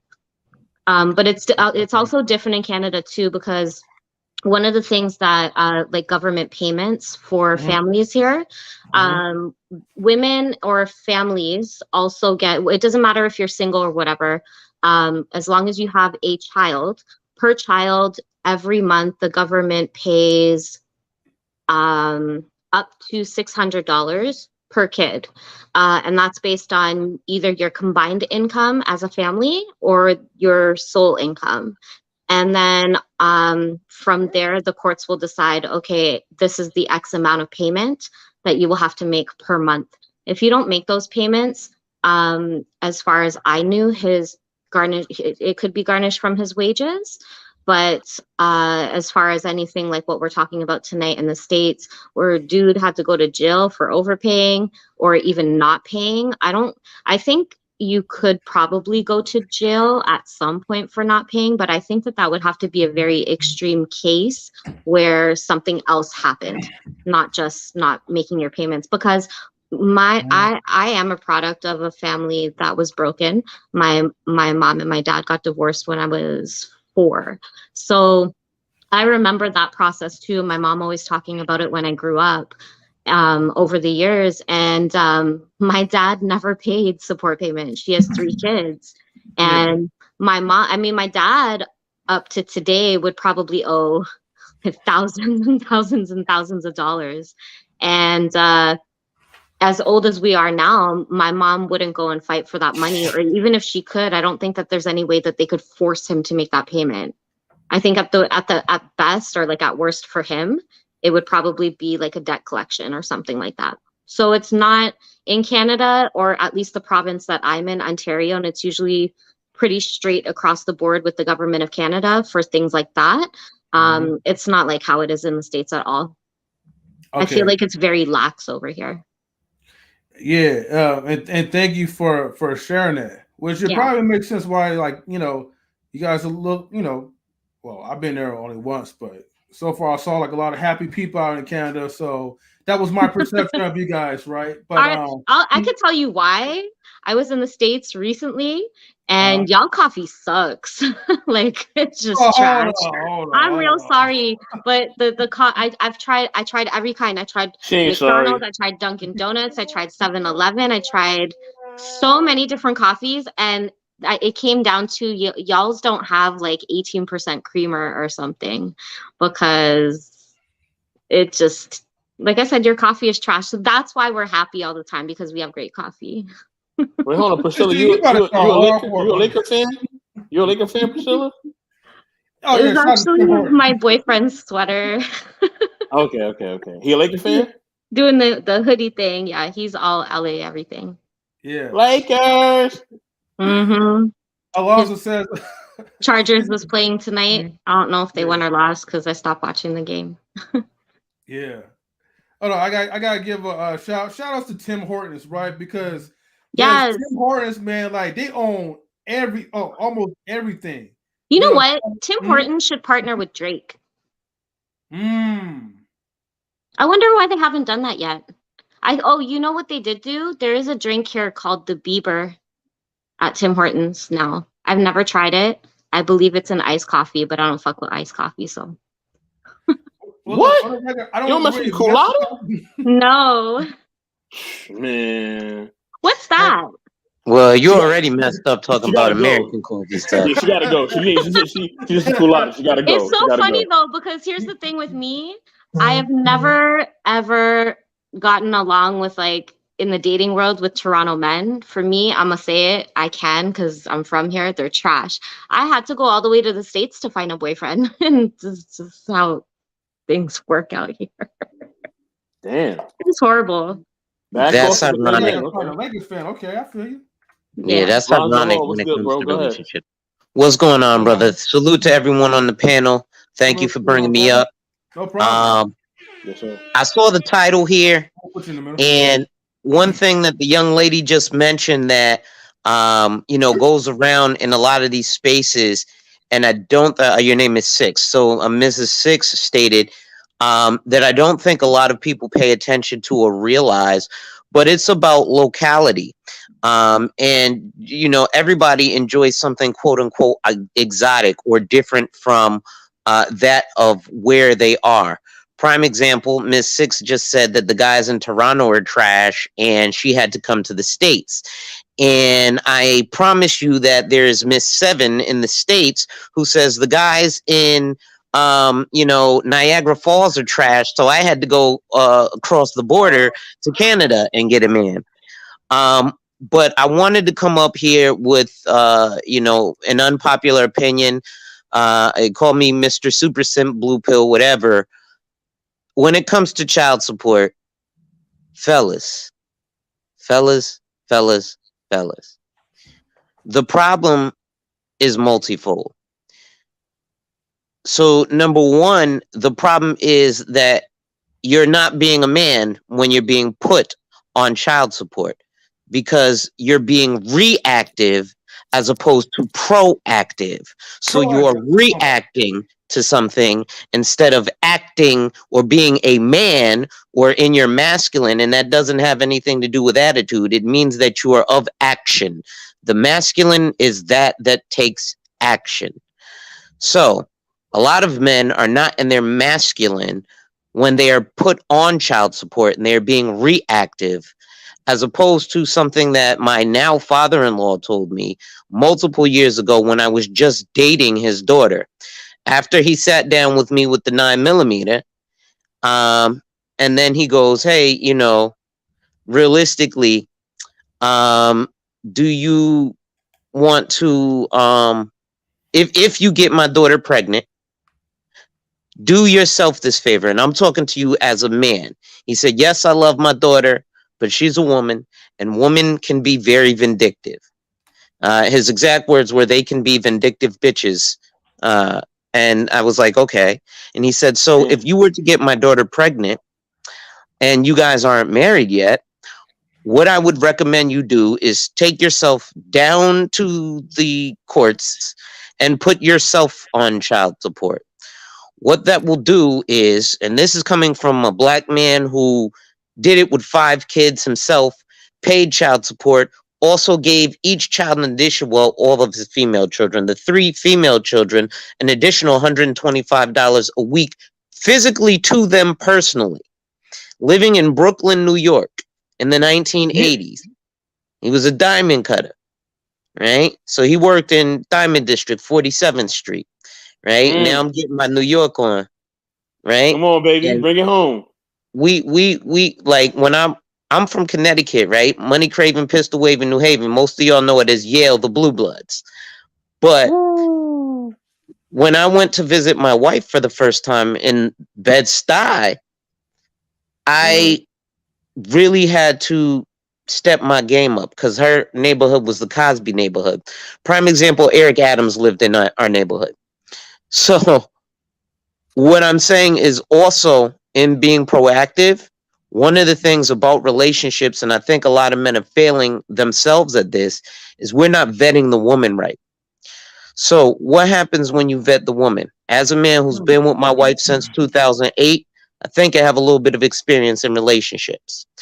So when it comes to vetting, one of the things I did was, not did I just, hey, she got a fat ass or some big tits or some nice hair, I'm gonna hit that. Let me look at her family, right? What's your mama do for a living? What's your daddy do for a living? What are your brothers about? You got cousins? Is if I get rich, am I supposed to be the meal ticket for your whole family? Like a lot of dudes end up being? Or are you gonna be some chick who really just wants to use me for my money?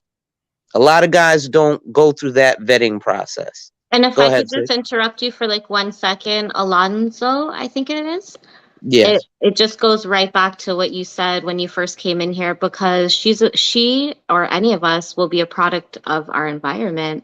So you hit the nail on the head right there, going back to what you were saying about what does her mom do? What's her family like? Da da da da da. Because everything that makes her her and all her values comes from everything that she experienced in her past. So that was really cool that you explained it like that.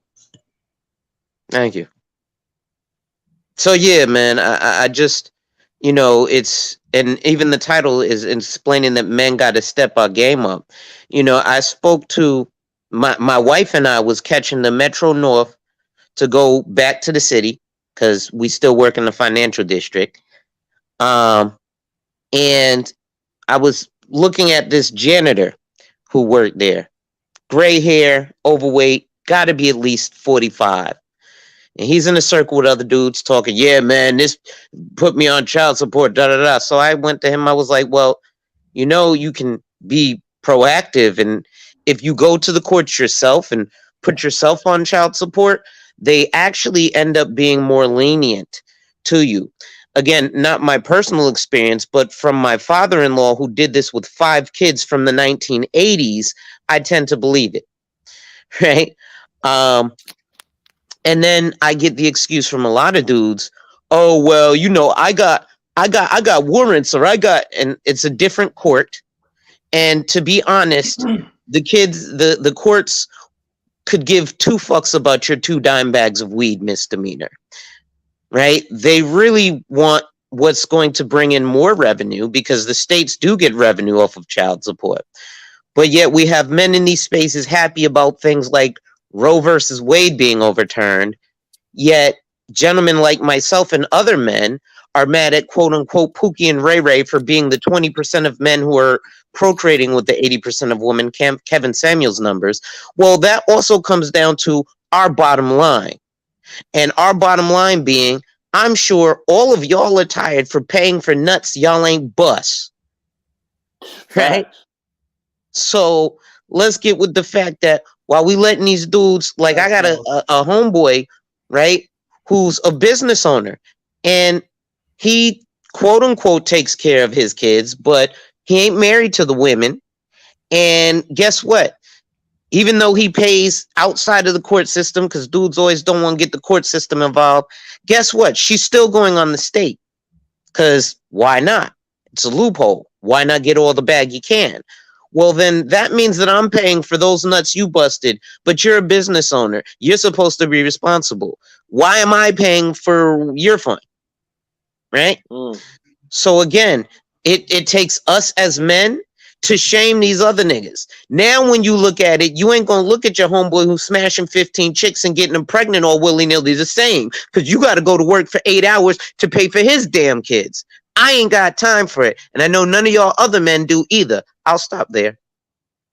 Hold on. I got something to say. Wait, hold on, Alonzo. How you gonna throw yo? I know we from the city, man. You both from NYC, but you threw a whole bunch of New York references and you killed, dog. Hold on, man. Hold on.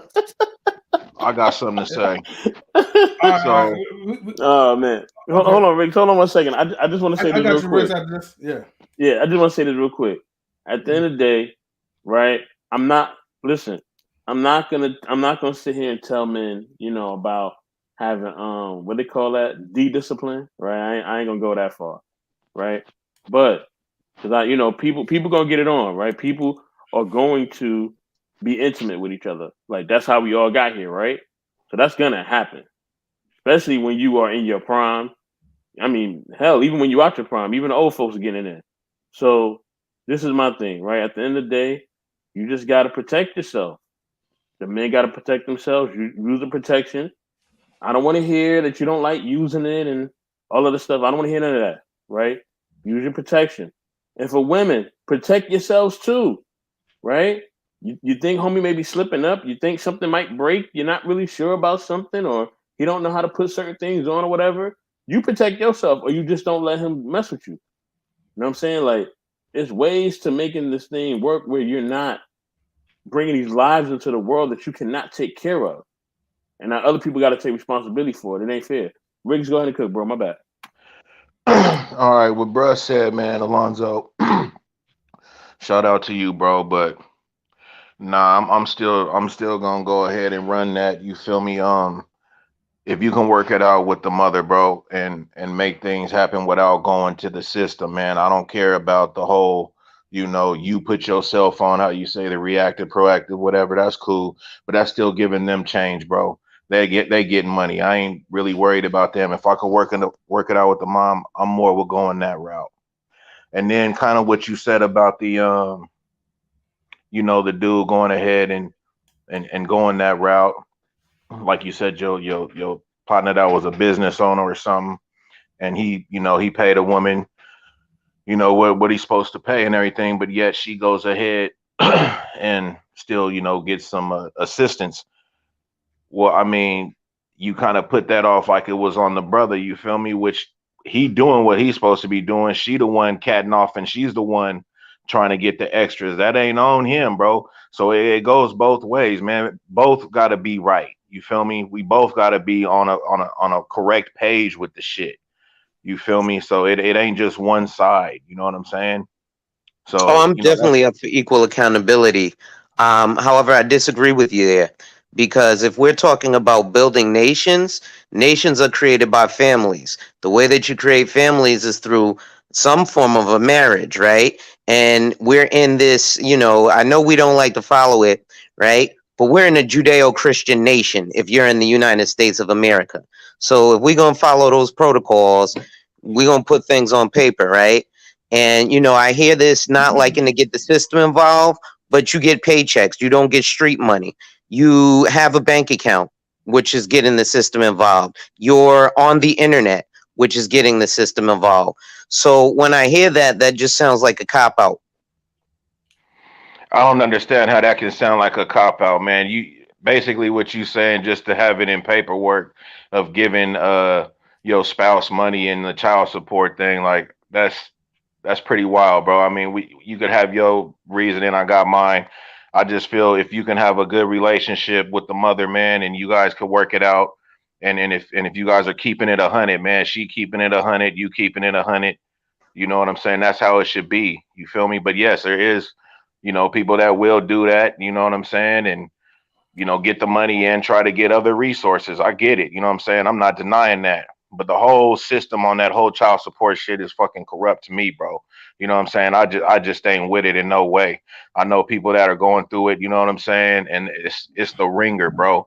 And that's just a whole nother topic, you know what I'm saying? But I hear what you're saying, bro, and we could, both disagree. I just, just how you put your spill out there, I had to put mine out there, you feel me? Fair enough. But the We all system, got opinions. Okay. the system is not for those who are doing what they need to do.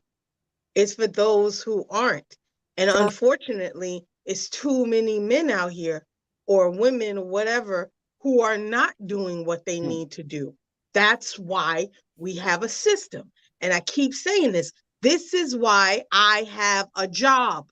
I am a social worker because people don't do what the hell they need to do with the responsibilities that they decided to bring in this world.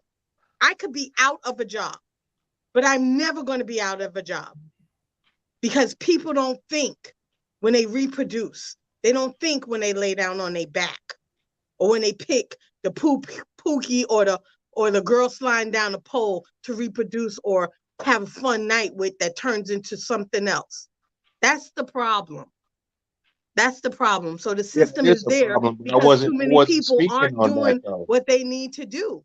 That's a whole different group of people. I'm talking about the people that's doing what they're supposed to be But doing, you Queen. are far, far in between. What you mean I'm far in between? If you're doing what you're supposed to You be are doing, not the what I need majority. social services in there for? But you are not the majority if you're doing what you need to do. The But you're majority talking about the are people on the that don't do what system. they need to do, and there still be some bullshit, right? I'm talking about the No. people that is on point, the men on point doing what they supposed to do. You don't need to have the system involved. That's all I'm saying. And Like, I I mean, and I you and I have a agree job for with the fuck you. ups. I get it. I agree with you, But but that's everybody don't but deserve, you are everybody don't need to be underneath them guidelines. but you are not the majority. Unfortunately, you are not. I knew plenty of women growing up. That's why I didn't have a baby daddy. That's why I chose not to have a baby daddy. is because I watched the women in my neighborhood deal with these deadbeat dudes who had great jobs, but hid it. Their job would hide it and pay them off the books so that they didn't have to take care of their responsibility. I get it. I agree with you. I don't So disagree that's with the you. problem. That's why the system is there. So you only gonna, a lot of times people only listen when they back is up against the wall and they got, then you get a bench warrant and then you get thrown in jail. So now you want to pay attention and pay your child support. But why did it have to go there? You knew you had a baby. Can I I mean, say the Big Rigs go real ahead. Big Rig, I get where you're coming from, that there are some men that really don't need to be on child support. However, they are caught up in the system. But to a large degree, even those men, okay, are in the system because of issues and decisions or indecisions they made personally that led up to that. So although they are good people and they don't mean any harm, I mean, they're there for a reason. So it's like, even if the reason is just they didn't vet correctly or they had a one night stand or whatever, something happened. But I'll say this specifically, right?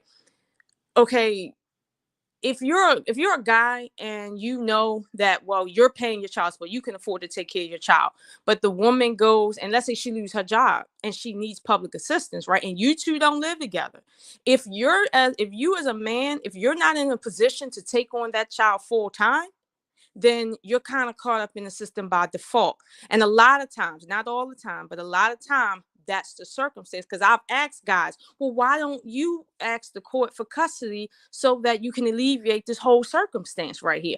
A lot of them, meaning over 80%, did not want that full time position with those children. One, because it costs more than child support. Two, it costs more time than what they really have time for because they're working. Most men are working class.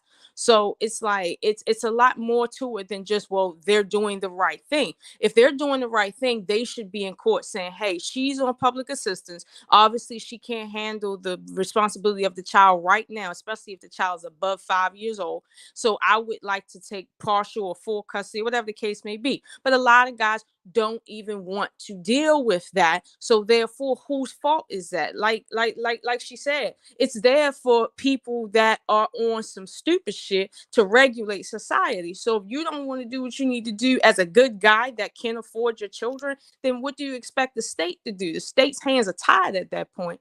So I'm not saying that the state don't have its BS with it. I'm not saying that. But to a degree, when we talk about topics like this, we got to call a spade and let people know, like, listen, this don't have to be like this, but it is like this because a lot of times we on some bullshit and we lazy. But who still is even like find themselves caught up in these situations still in this time and age? Like, I'm so surprised that these things are happening. You'd be surprised. You'd be You'd be surprised. surprised. Well, and again, It's even because worse now. It's facts. worse because these young kids, they have no respect. So they just popping and dropping and walking away. It's worse. I mean, if I can speak to what Big Rig is talking about is, in terms of where I was saying being proactive and putting yourself on the system. And again, Big Rig, I get what you're saying. If they're gonna keep it with 1,000 with each other and have an agreement, that's cool. But again, that's why my father-in-law did what he did and put himself on the system.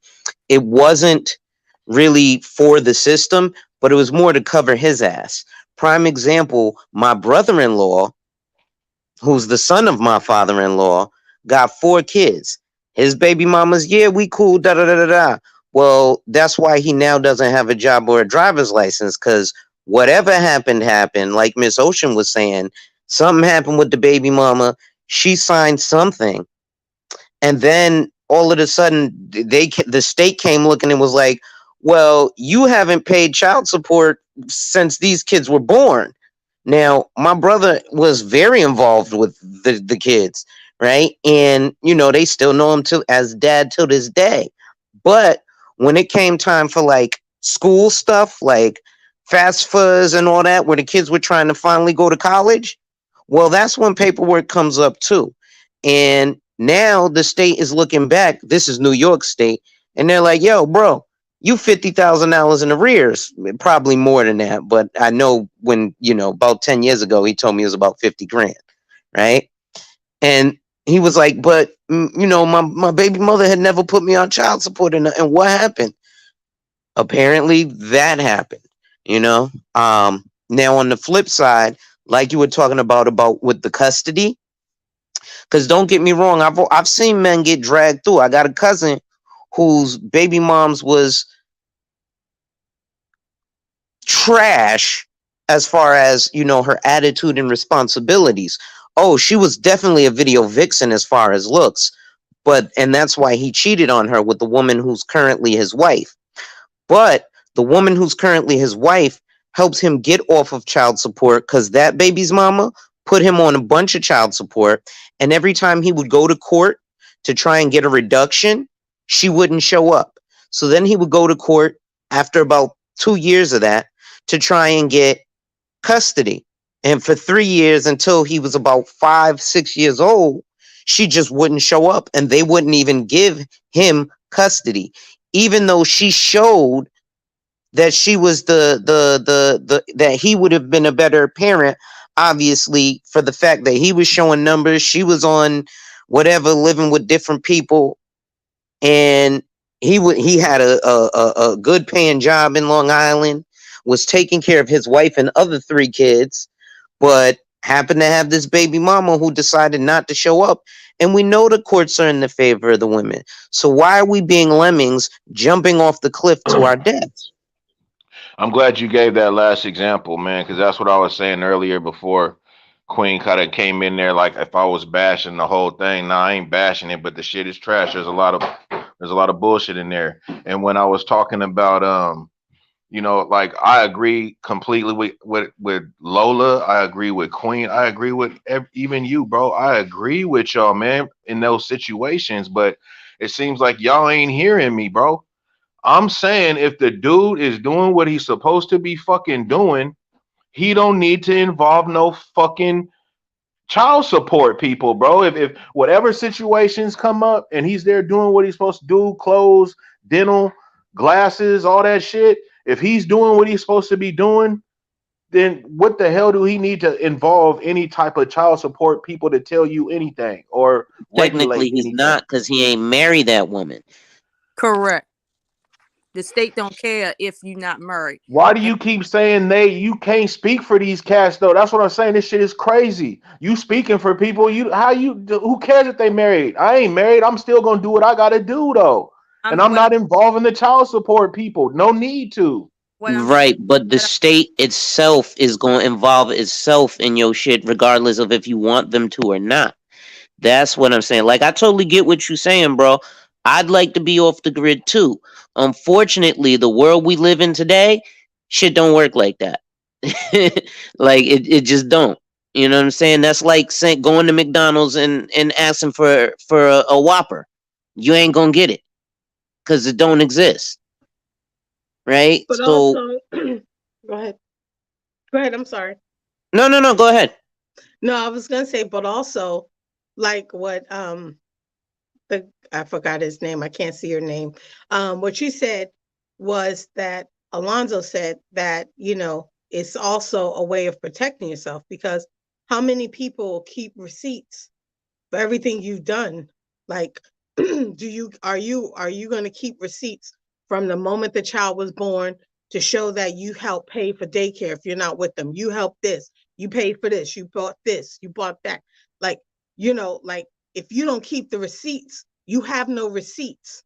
So they can say anything. So one day, even though you and the baby mama is cool, she can flip on you one day and go take you to child support, although you have been doing what you need to do all along. So if you don't have the receipts to prove it, you out of luck. I so agree. That could help you too. I agree. That's the problem. I agree. That's why I'm not saying I'm not for child support. I'm not saying I'm not.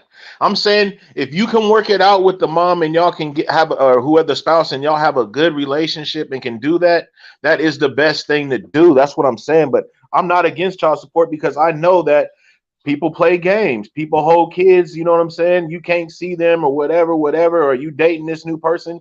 I get it. I'm for the child support because they gonna knock that shit out.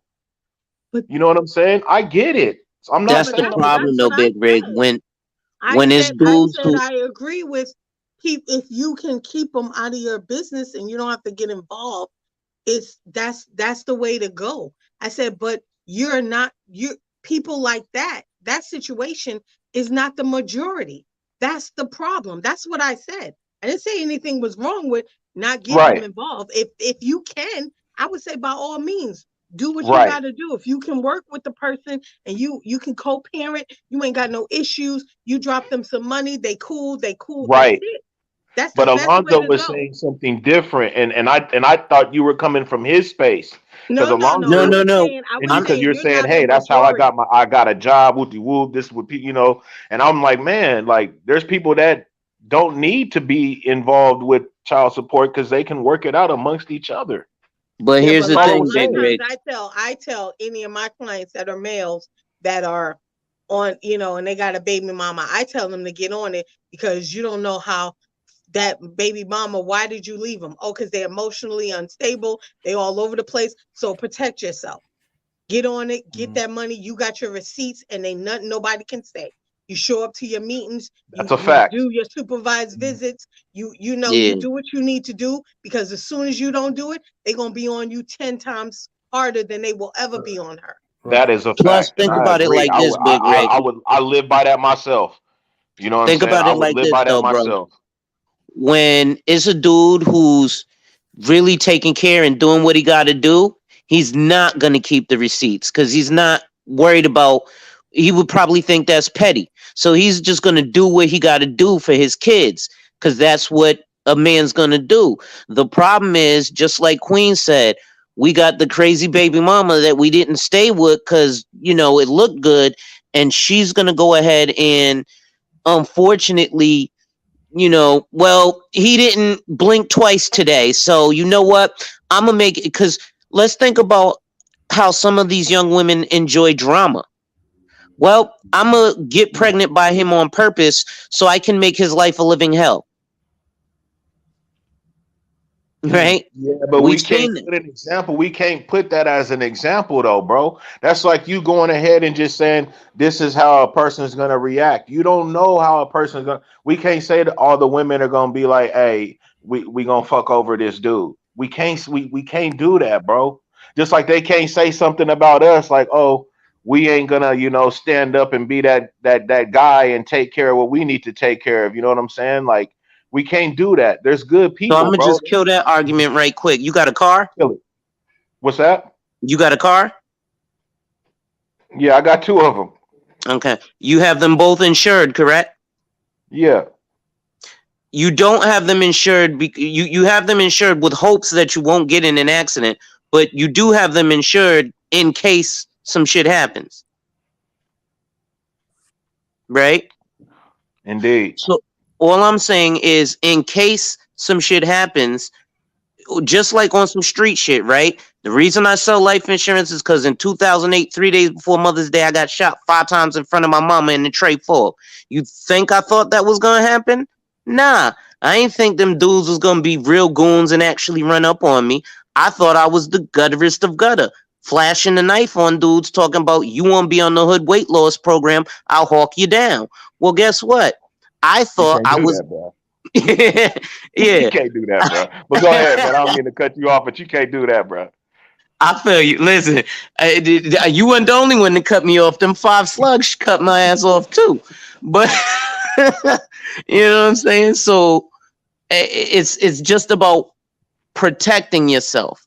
That's all. I totally, you know what I'm saying? I don't disagree, and I'm not trying to come from left field in what you're saying in terms of, if you can get that agreement, then go ahead and do it. But what I'm saying is, and this is what my father-in-law was saying, because like I said, my father-in-law was paying back in the 80s $125 a week directly to my wife. right, which was his daughter, directly to each one of the sisters. So about $375 a week he was dropping on top of paying child support for all these children. And the only reason he went to the child support court and put himself on child support was because he protected himself. Now the mothers, right? The courts actually went to the mothers and were like, "Yo, he's making some good ass money. You know you can get more child support." But because he was doing what he had to do and actually giving the child support monies to the child, the mothers wasn't tripping. They was like, "Nah, I'm good. I don't need an increase. Yeah, I know he's a diamond cutter in the diamond district in the 1980s, so he's probably making $200,000 a year in 1986, but I don't need that additional money because he's actually taking care of the kids, like you said, Big Rig." So I see both points because, like I said, my father-in-law had that relationship with my mother-in-law. They're not together, but you know, he like I said, in the 1980s, paying $125 a week for 3 kids plus whatever he had to pay in child support. Mm-hmm. Okay. Real quick, everybody. Right. Like there's still a little bit of footage I still gotta play. Right. So people could find out why that person did go to jail. But I want to play a quick intermission.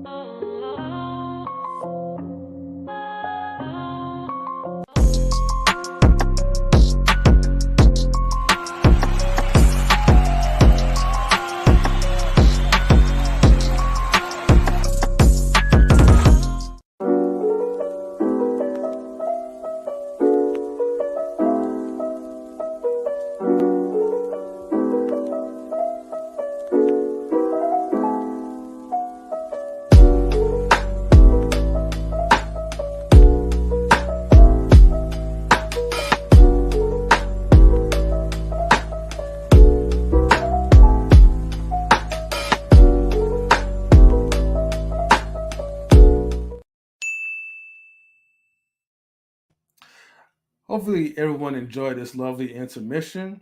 Thank you for sticking around for knowledge and relationships. And this topic, right? Like I said, it's all about men getting your minds right. But man, oh man, are we cooking tonight? So I gotta continue off with this video real quick, because pretty soon I will have to call it a night. But we're gonna find out why all this happened or whatever, the judge's response, and we're gonna continue on with this discussion because so far this topic, as far as for the child support thing, it's a hot topic. It brings a lot of emotions into it, and I see both sides. I see Big Rig sides as far as talking to the mother, try to work something out. And I also see Mr. Mr. Alonso Hall's point of view as well, because everything. Look, if it doesn't work out, have a paper trail, because you want to make sure that you cover your costs at all different parts. Make sure you cover your tracks, everyone. So let's go ahead, man, and continue this video off. Such as Mr. Hall's case, in which someone Fair use. is shown in arrears, and it's really not their fault. It's an employer error or some other type of clerical error. Even And I always got pause say fair use. though I won Father of the Year Award 2014 award through Committed Fathers Alliance, I'm going to jail for doing everything in my power to raise my son. This could happen to anyone.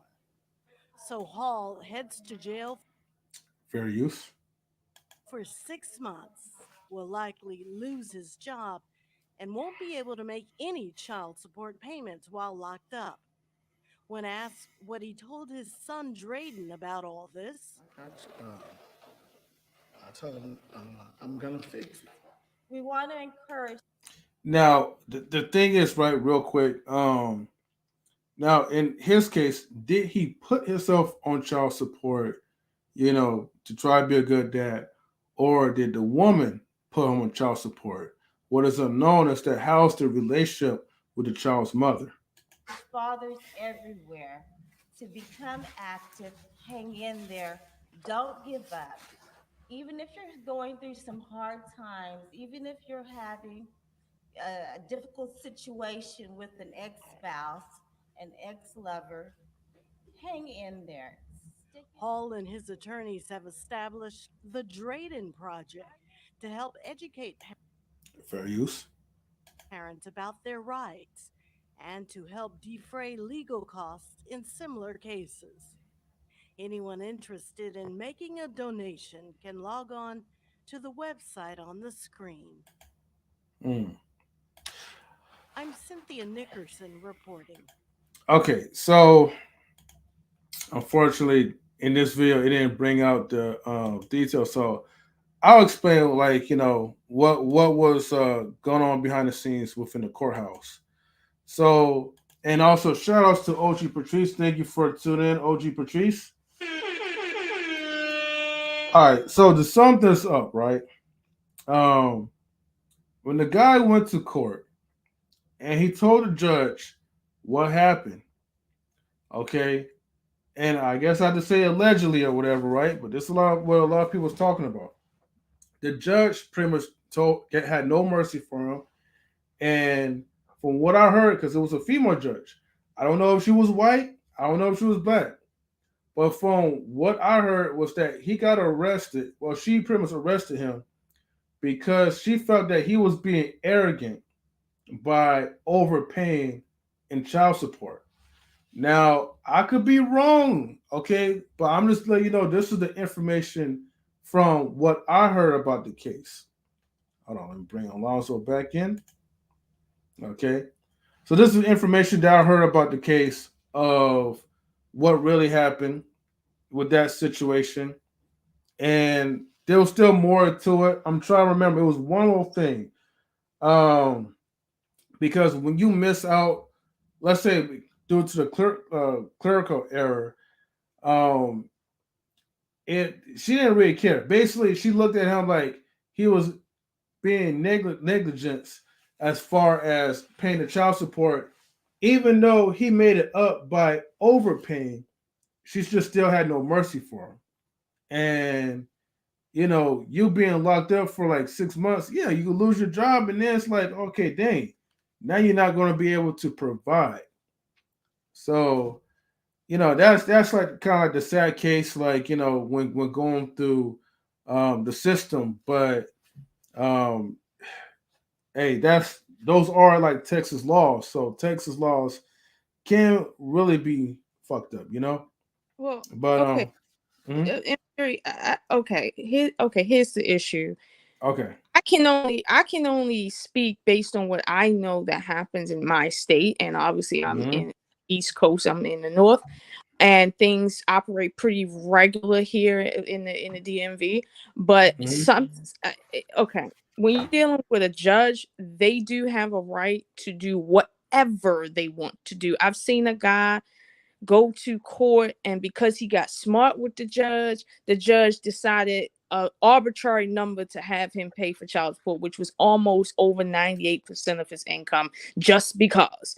And I always used to tell people, when you go to court, please be humble, because them judges can do whatever they want, and that has nothing to do with Department of Child Support. However, that's case, something else is going on there, because legally his lawyer can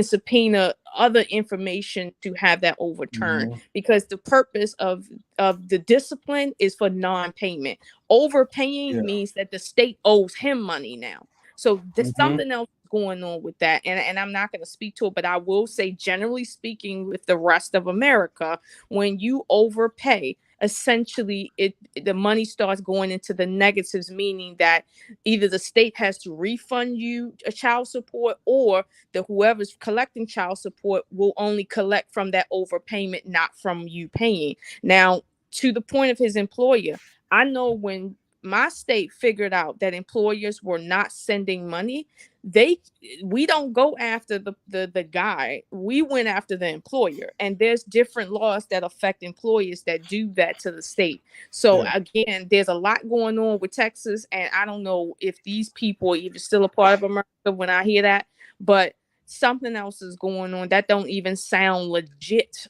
Okay, but again, they are a state, they have a right to run their state the way they do, but something ain't right with that. I'm just Yeah, gonna I say agree with you, this, Miss OG. yeah. I'm just gonna say this, right? In my opinion to it, and that's why I brought that topic up, because I felt like it was something more personal as opposed to being something that is righteous or deemed as righteous or legal. I feel like it was something personal, whatever that happened between him and the judge or the employer. I feel like the responsibility should have fell on the employer. I don't think that he should ever worry about getting fired, because if his employer was the one that caused him to be in this mess in the first place, if anything, they need to pay him while he's still locked up. You know what I mean? Because it is their fault. Correct. Now, why they put the blame on him as if he's a bad father? And as you can see on record, he overpaid just to make sure, in case of anything happens, that he has something to fall back on and say on paper trail. Right. This is where kind of like Alonzo Hall is coming from, as far as, okay, if you're in this mess, now you have to try. And I know your method is basically try to be proactive in that sense, but no matter what, you're still going to be stuck in the reactive stage, because once you have a kid by someone, reactively you got to make preparations, But because keep now in you're mind, in the thing. Hold on, hold on, Lola. Hold on, Lola. Hold on, Mhm. Lola. I gotta say this, and I gotta say this. Like, Mr. Brian, you may want to put the prompt up as far as like views and Salute, all that Brian. stuff. You know what I mean? Because these views do not represent everybody. They're not political and none of that other stuff. You know what I mean? This is just straight up from just the top. Look, man, I don't Mhm. feel sorry for none of these niggas, man. All right, I don't feel sorry for not near one of them. Cause you know why I don't feel none of them, but feel sorry for none of them? Because I know the nature of man. Because I'm a man. Most times, right? Men want to skeet up in something. You see a chick, you want to lay her down. You don't want to get her pregnant, but you just want to get that box. So you skeet up in her, right? And now 9 months later, you're looking around looking crazy because you didn't even want to have a baby by her. You just wanted to get the goods, right? That's really the nature of men. You done got the goods, and now she's pregnant. Now you mad. So now you're trying to do all these different things to make sure that you're taking care of the kid, and you're kind of involved, but you don't really want to have nothing to do with her because you never want nothing to do with her. And that at retrospect anyway from the beginning. And I'm saying that because, like I said, as a man, I'm speaking to men and I talk to men and I talk to plenty of men in my family, men who are my friends. Like I have a really big family full of men. You know what I mean? Full of women. And when I talk to the men, I like this is their thought process. You know what I mean? Most of the time, dudes just want to skeet up in something and they don't, you know what I mean? They don't want to no, they don't want the chick to get pregnant at all. You know what I mean? Point blank period. But men like to mess with different women. That's just the nature of men. You know what I mean? Just like women like to be around men. That's the nature of women, right? You know what I'm saying? So we like to be around different women. We like to, do our thing with the women or whatever, but we don't want to get people pregnant. But once it happens, now we end up behind the eight ball, and now we end up in a situation that we don't want to be in. So now we either don't want to take care of the kids. Now 18 years go by, 20, 30 years go by, and now we have these kids that we done created. You know what I'm saying? And we never really wanted the kid. We just wanted to mess with the chick. You know what I mean? So now we got to kind of make it right. Now we want to try to play daddy, and now you want to try to play uncle and all this other stuff and try to command a certain amount of respect. You know what I mean? All that's really bullshit. At the end of the day, that's why I tell people protect yourself. That's what I was taught, to protect myself and to be mindful of who I'm dealing with, what I'm dealing with, and how I'm dealing with them. You know what I'm saying? So I don't feel sorry for none of these men at all. Men know what it is. We know We know we just want to mess with a chick and we ain't trying to really be with her. We know we don't want to get these chicks pregnant. We know all that. We know when they hoes. We know all that. I don't feel sorry for none of them. Matter of fact, fuck them. You know what I mean? I'm gonna just stay straight up like that. I don't feel sorry for none of them. You know what I mean? Well, that's why. Yeah. And if any of the men get mad at me, I don't care. I don't feel sorry for none of y'all. And Well, I'm that's just saying why that the based on most. my Yeah. experience. Well, that's why the most productive way, and I was gonna say this. That's why the most productive way. 'Cause remember, we're at this point. All I hear is a bunch of reactive stuff. The most productive way is to never have kids by these type of women in the first place. Now, however, right? You know, there are some men, and I'm not, and I'm talking about, we all know about man nature, right? We always try to look for the finest woman. We always try to look for like the best one. Well, no, let me scratch that. Whatever. Men, for whatever reason, there's a contradiction. We talk about we love a wholesome type of woman to be a wife, but you keep picking holes. Okay, you cannot turn a hoe into a housewife, and that's the problem. Do you know that women mostly initiate divorce anyways? So if you are with a woman and you have a kid by her and she initiated the divorce and salutes to don't tell me, tell the people. Salutes to your son. Thank you for Hey, tuning in. mama, haven't seen her in forever. Yeah. Hey, Sister Sonny. But to go back to my point, the thing is, you wouldn't be in this situation if you chose the right woman. Now, look, I know people gonna push back and be like, well, you'll never know. Like, how will you know if you chose the right one? Like, you could think that you chose the right one, but the woman could flip up on you. Let me tell you something. Okay. There's a thing that God gave us. It's called common sense. Okay. And searching for the red flags. If you took your time long enough, the real person will come out. She cannot fake. Okay. The average amount of time people cannot fake is probably no more than like at least like 6 months or whatever to a year. Okay. Even still, you're grown enough to see certain red flags that you see in a person that you're like, like, I don't know if I should really jump into this type of relationship. If this person is operating or moving a certain type of like caliber, if a person's moving a certain type of way, okay. But flat out, you choose this person because you feel like she's the fun girl, she's more exciting, she's very enticing, she's provocative, and that's just what you want. You fall captive into the lust as opposed to using your head, your other head, not the one down here, but the one up here. Instead of using your real head, your brain, and focus on the type of woman that's going to be best for your livelihood, you're choosing a woman that is best for the moment. And that's it. So, couple things, because I agree with both of you men wholeheartedly, and I think my point about y'all paying for these other dudes nuts that got busted kind of seeped into y'all head to not feel sorry. No, I'm just kidding. But one thing I do realize, like about the overpayment and that being personal, that definitely has to be personal. But I do know jobs that do craziness like that. So not only do I hold my life, health, accidental, property and casualty and investment licenses, I also hold my New York State real estate license, but I also hold my PTIN, which is my Preparer's Tax Identification Number. So I'm actually licensed to prepare taxes in all 50 states. So one thing that ended up happening while I was working at Brooklyn Mitsubishi, and Mr. Intellectual, you might know about Brooklyn Mitsubishi as well, which used to be King's Auto Show. Yes, sir. Whilst I was working there, one of the things that I did as a W-2 wage earner was I always made sure that I got a tax refund. And the way that I did that, being a single male at the time, so I was always filing head of household, was instead of filing even 1 on my W-2, I would file 0. So they would take substantially more out in taxes that I wouldn't miss. But at the end of the year, I would never owe money. I would always get a check back. Well, I did that at Brooklyn Mitsubishi in 2013. And the Greek woman, because, that whole establishment is owned by Greeks, the guy who hired me, name was Theodoros Theodoros. I was like, wait, Theodore? They Greek, but they came and they were like, why do you have so much tax? Are you trying to avoid child support? I mean, if you want, we'll just put XYZ, as your pay. And I was like, no, I'm just doing that for tax purposes. So yes, jobs will do some crazy stuff to try and help men hide their money. But again, like you know, like you were saying, bro, that having that paper trail is just important. But I really do want to find out, because that's bogus for the overpayment.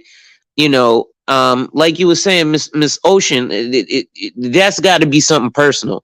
Because I know on the East Coast, you know, DMV, New York, Pennsylvania, Jersey, Connecticut, Jersey, New York, Virginia, like that's unheard of, unless the court want to do something, the judge want to do something crazy for whatever personal reason. You had pink hair and they like purple or whatever.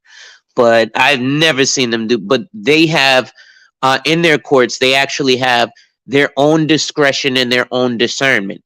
Now, the reason we may not be used to that is because they took that out of criminal courts with things like the Tough on Crime bill, which is the you guys were all born in the 80s, so the Make Us Super Predators bill is what I call it. But outside of criminal court, civil court, family court, most other courts, the judge still has full autonomy. So they can be like, meh, you're wearing gray flannel instead of Burberry. I'm going to sentence extra money for punitive damages because I don't like your brand of clothing. So, I think that's crazy. But at the end of the day, it comes down to being proactive. And again, this child support, most of the time, will be knocked out of the way if we do marry the woman. But again, it comes with the vetting. Now, yes, a vast majority of divorces are filed by the woman. But there's no study as to what's behind that. Because I know a bunch of dudes are scared as hell, or maybe not scared as hell, but lazy as hell when it comes to breaking up. We won't break up with a chick, right? That's why dudes end up getting found cheating, because we done checked out on the relationship 2 years ago, but I ain't gonna leave this chick. And one more thing, and this is for the ladies. So just like Mr. Knowledge and Relationship said, you can't turn a hoe into a housewife. You also need to realize, ladies, you can't change a homosexual into a husband. So if dude is busy being a Madden King, and yeah, he knocking them walls down, all right, let him knock the walls down for 3 months, but you ain't gonna get much more productivity out of him other than his NBA career on 2K and knocking them walls down. You could get a rose for all that.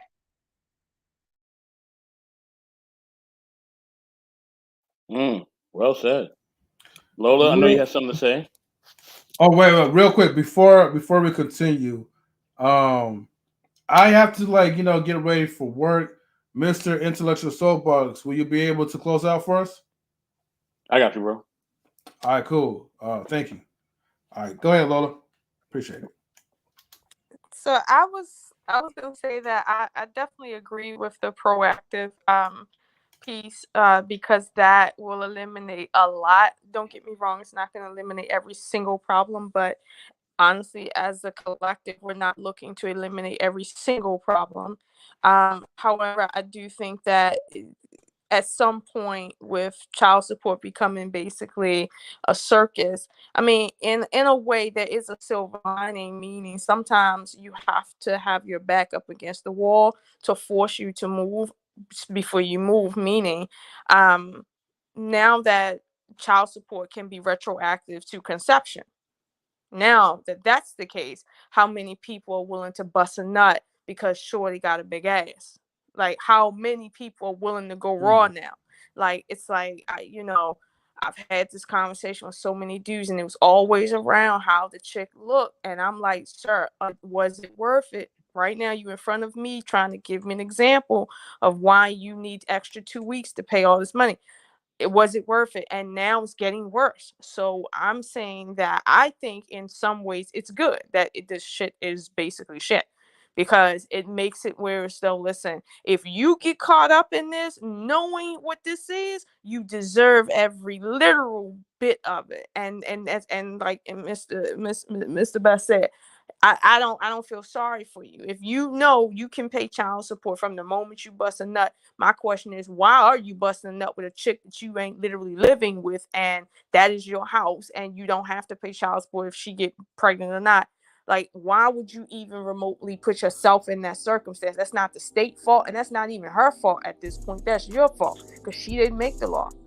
So, I mean, I get it. We all make mistakes, but at some point, this is becoming too much, and we have to really say, listen, we adults, we know how to strap up, and we know how to get consumption. It's no excuse to some degree. So let's take it to that point and cut it off there.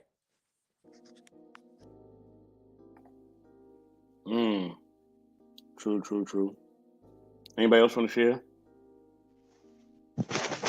I mean, I can definitely go. I have an example, again, working in financial services, right? I had a homie who, I don't know if you know Brooklyn that well, but I lived over, I'm a Bainbridge boy, so you know what I'm about, nigga, right? So, hold on, my family live on Bainbridge, baby. Yeah. You know what I'm saying? So, that's why I'm like, shout out to the street family. You know what I mean? Big facts, man. My man Mano on the block too. You know what I'm saying? Over there by Lewis and Stuyvesant. Mm-hmm. Right?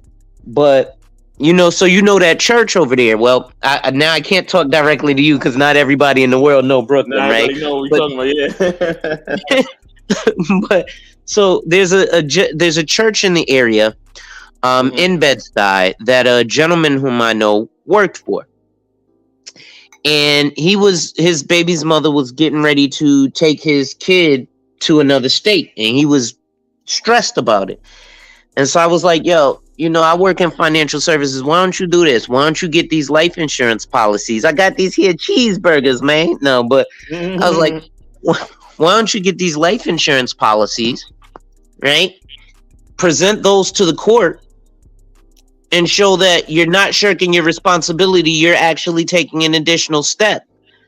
Well, when he did that, when he presented to the courts a life insurance policy that showed that his son was the beneficiary of multiple millions of dollars, well, multiple hundreds of thousands of dollars, and that he created a 529 college savings plan without paying all the fees of a 529 college savings plan by putting a life insurance policy on his son. Well, the judge was like, you're being actually very responsible. Well, number one, what I'm going to do is, you know what? I was going to let her just take the kid and raise how much you had to pay. But now we're going to reconsider. Miss, you got to stay in town. When he went back, he was awarded custody. Because the baby moms was like, well, I'm going to go to Georgia and I'm going to get me some kind of job after I get my Section 8 apartment and da-da-da-da-da. Okay, well, this guy just put a college plan together for his kid and make sure that, God forbid, if something happens to him, he has identified and protected the lifestyle of that child for at least the next 20 years. Again, being proactive. Now, it was a reactive proactivism, but he was being proactive by putting those things in force. Shameless plug, because I'm a financial service, I sell insurance and investments and retirement. So, holla at your boy. But, this is the type of stuff that I look at when I'm looking at, men, especially as black men, man.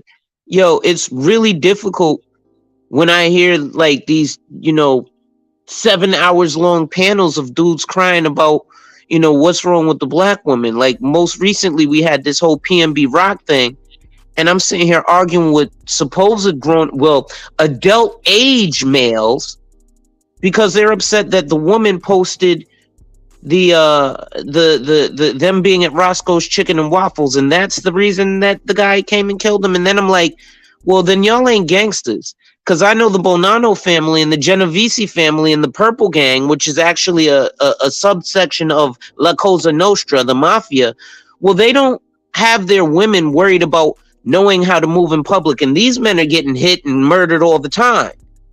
But they don't need their woman to have a head on a swivel or be a ride or die. Their women rest in their femininity, and when they take pictures, they're not worried about the other dudes coming in there doing hits, because the men are standing in their masculinity, doing what they're supposed to do, protecting and providing for their entire family, even though there's that criminal element. Right?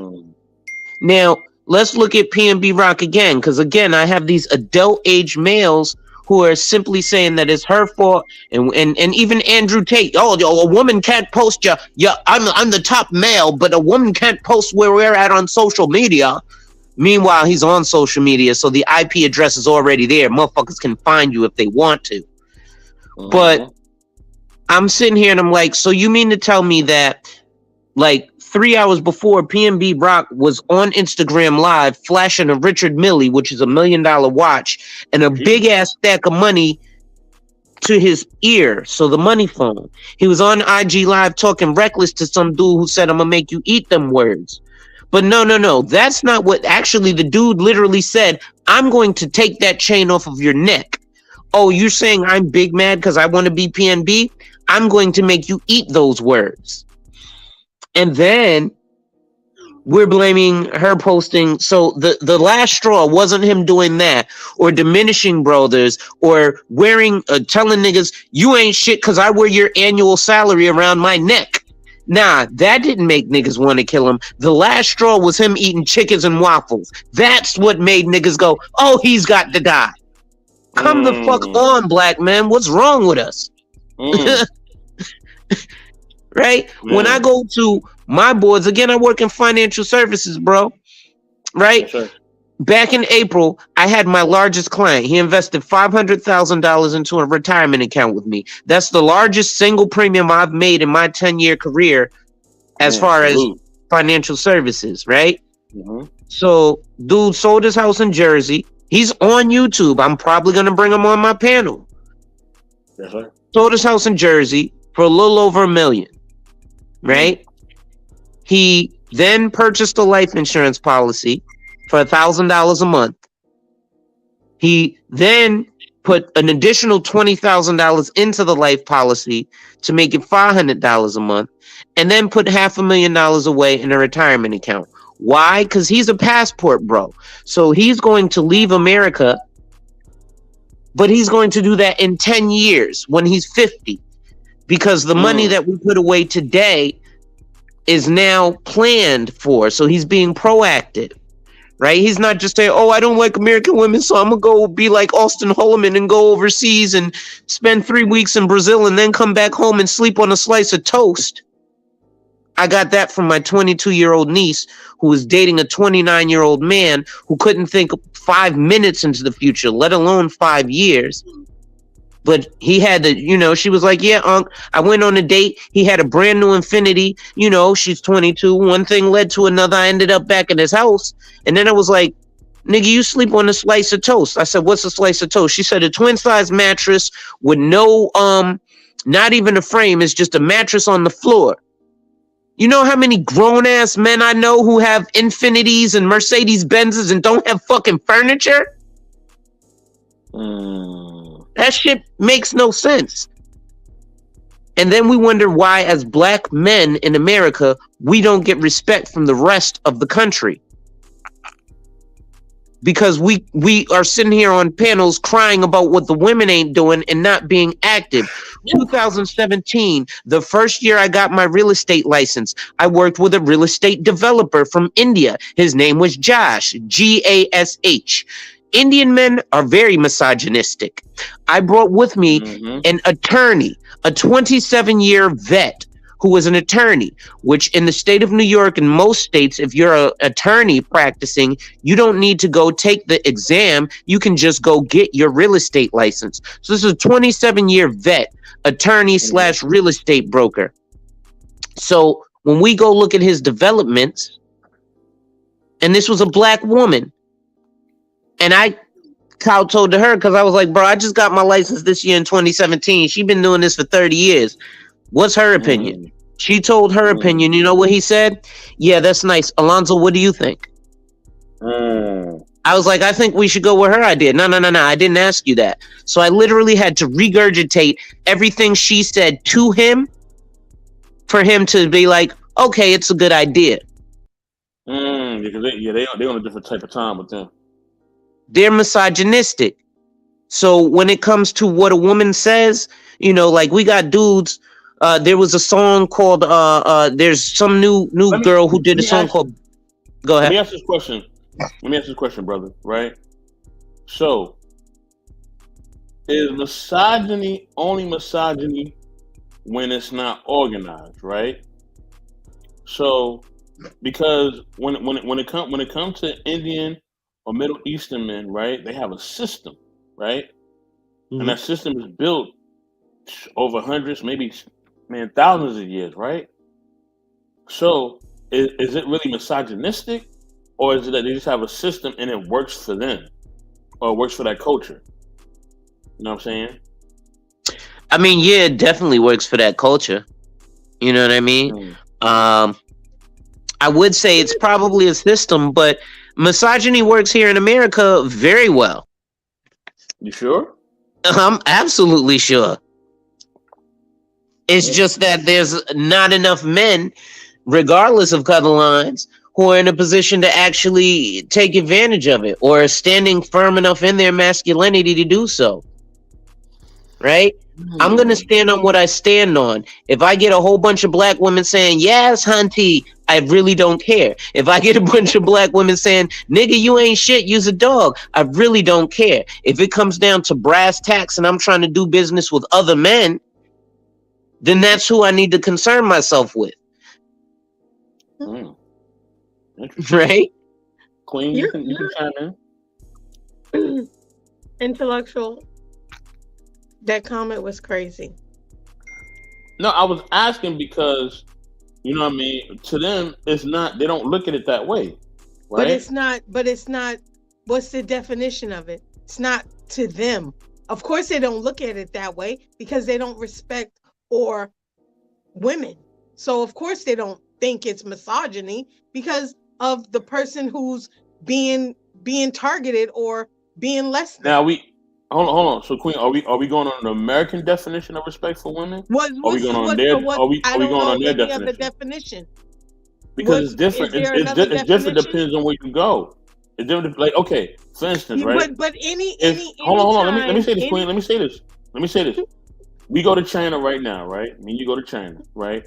We used to foods being prepped a certain way, right? We used to, eat in certain areas and things being a certain way. We go to China, we go to some of these other countries, right?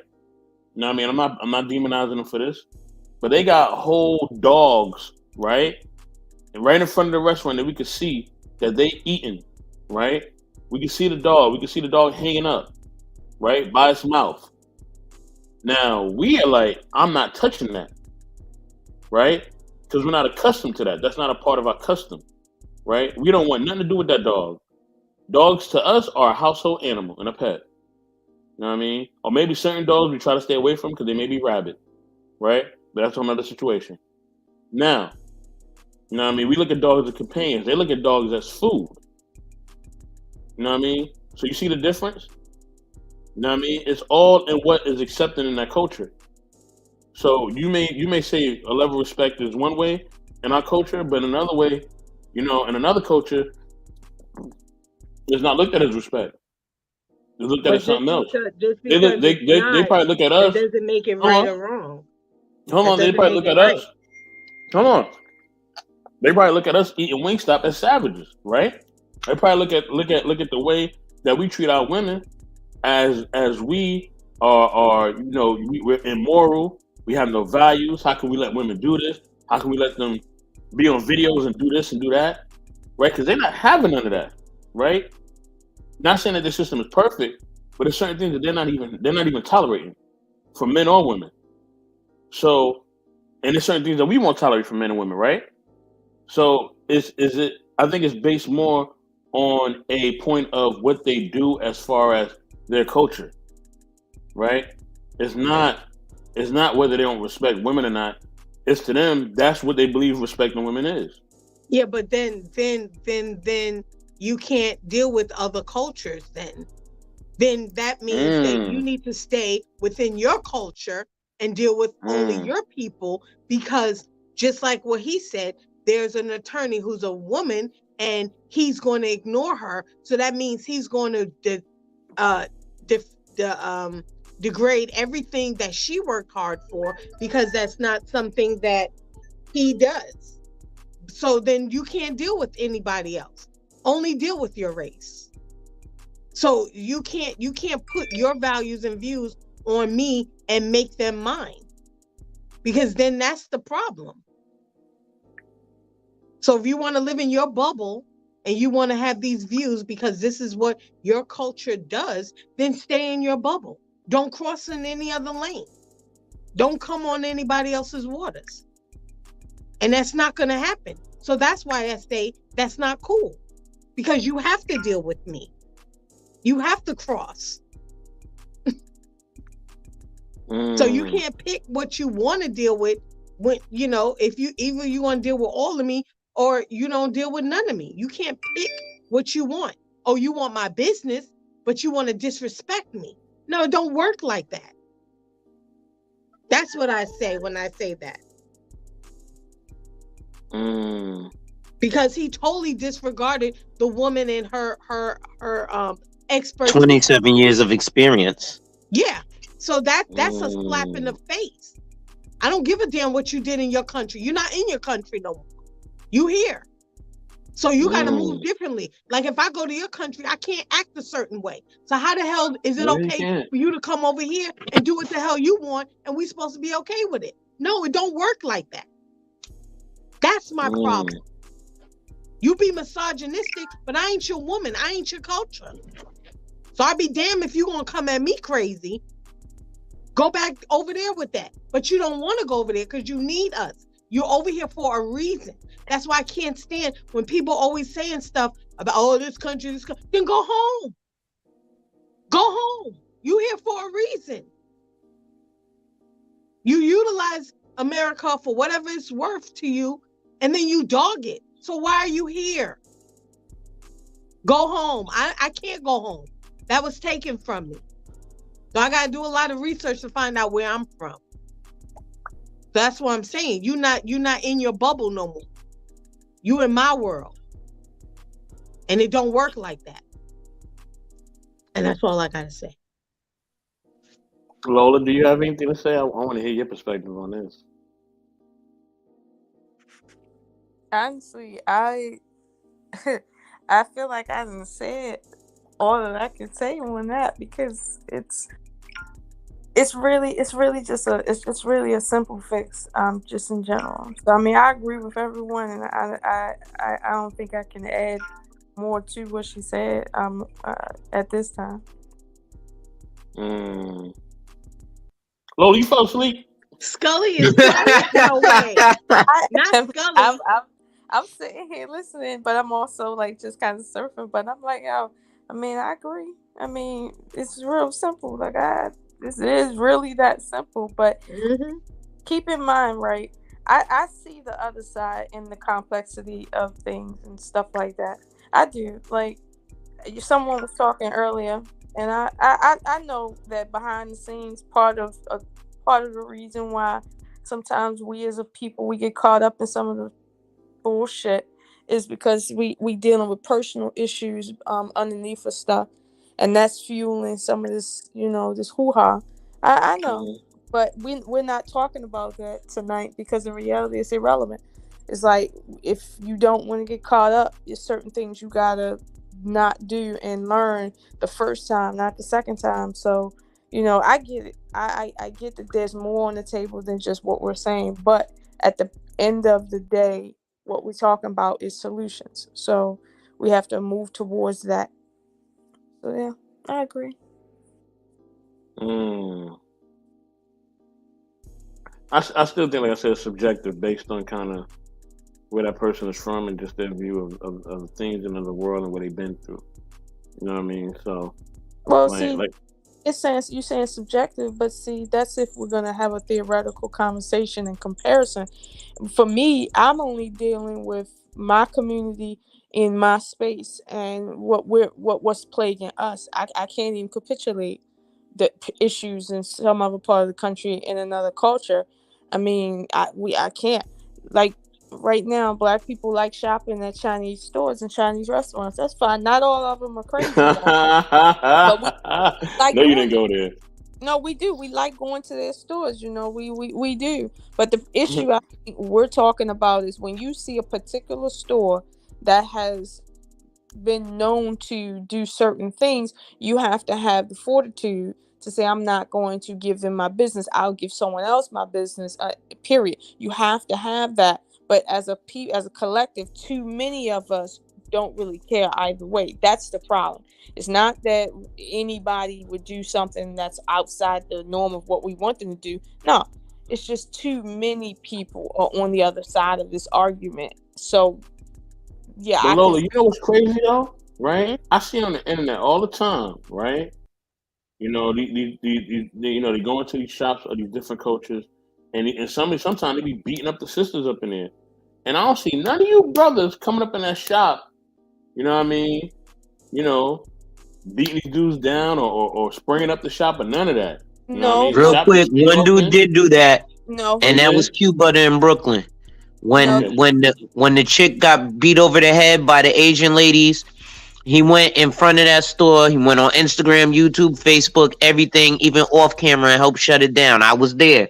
I was also there when the whole thing went down with Tommy Sotomayor in Brooklyn.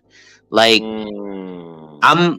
I really just got into this YouTube stuff in the middle of the pandemic in 2020. I ain't really know. I'm really connected to people who's like something online. You know what I'm saying? Because Mm. I'm not really an internet dude, right? So Mm-hmm. like, I do shit in real life. You know what I'm saying? So That's it. like, like I'm getting used to this. The way the world is. The world is now the internet, right?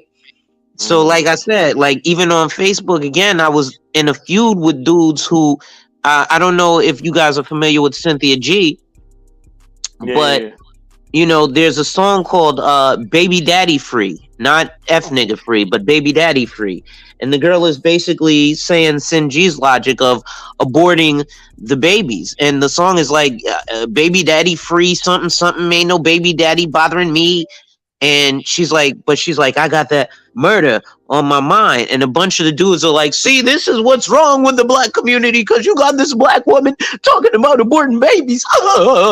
And I was like, well, let me ask you, what's so different from, I don't know, the last 17 PNB Nation song, or what's the guy's name, PNB Rock songs? Mm-hmm. Because most of the time, and especially today's rap, all I hear is, I'm on demon time, my neck is full of shine, come try to take mine, my gang will shoot you in the spine.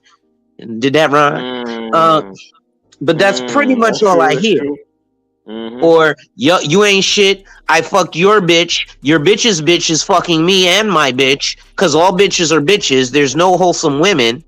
Except my Mm. mama.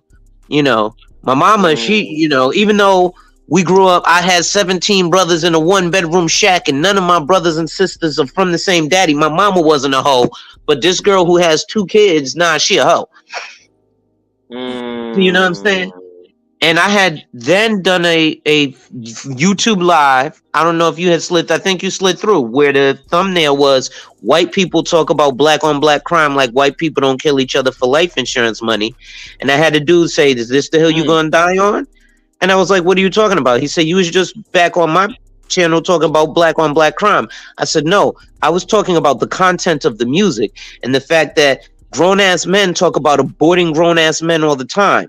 And to be honest, when it comes down to those abortions, like I said, I got shot 5 times in front of my mother 3 days before Mother's Day in the Trey 4. That's Winston-Salem, North Carolina. So when it Mm. comes down to abortions, the motherfucker who was going to abort me was another black man. And you know why he wanted to abort me? Because I worked at Wendy's and sold weed. And I had maybe $300 more than his broke ass. But I was broke as fuck too. Mm. So as to avoid these waste of space ass niggas who probably should have been swallowed or aborted as children, who aren't going to do nothing but be a Madden King, or impregnate a woman and then complain, she put me on child support. Or will get a woman pregnant and be like, I don't have no intentions of marriage. I don't want to be with her for the rest of my life, but you brought a fucking life into the world with her. You know what I'm saying? Like, make it make sense, bro. I'm sorry. I don't mean to be on my soapbox right now. Alonzo, No, it's all good, man. Alonzo, I agree with you, and I think what you said earlier about men holding each other accountable and making sure that other men are shaming men for this behavior because of ultimately what it equals to when it comes to the collective. Meaning, like you mentioned, if these 20% of men, so they say, are doing the most damage, then the 80% of men need to regulate that because they're the ones paying for it, and that has nothing to do with women. They're the ones paying for nuts that they didn't make. So it's like, well, what are men doing? Because again, this is a patriarchy. No matter if it's a white male patriarchy or not, it's a patriarchy, and patriarchy is built on the suppression of other male groups. So therefore, if you want to get from outside of whatever stronghold you believe you're in, the question is, what are you doing to ensure that you're not a part of that system that keeps you in that position? If it's as easy as wearing a condom, or not trying to fuck every bitch you see, because in reality, real life is fitting to happen to you after you get up off that nut. I mean, something has to give, because at some point the community is going to give up and say, it doesn't matter if we have a community or not, let the shit burn, because people will never learn. And this is all they're out here doing. And in reality, if this younger generation don't learn, they bow to now, because these laws are getting tighter. You know why? Because money is getting real tight and the government still need theirs. So I mean, I full support what you're saying in terms of holding other men accountable for what they're doing, in that when they in these spaces and they're talking about the problem with women, and another man check them and say, well, were you married to your baby mother? Yes or no? Were you even in a relationship with your baby mother? Yes or no? But you out here with your mouth open, shut the fuck up. Like, you know, we really got to get down to that, because even me, it's certain things I can't talk about because of my position, period. It just is. So I feel like at some point, yeah, we all got to play our position and keep our mouth shut when it comes to certain things, because that's the only way that we're going to regulate anything within our own community, is when we set the standard for who can say what and when and why. I mean, we know how to do it when it comes to religious leaders all the time. Man, let me say this, y'all, because I got to close out. You know what I mean? Because I got stuff I got to do. Plus, I'm getting tired. But man, Lonzo Hall, man, thank you for coming through, bro. We definitely gonna wrap. You know what I'm saying? You know what I mean? Later on, you know, this weekend, during the weekend. Listen, y'all, stay tuned. Tomorrow, the Chronicles of Lola returns. All right.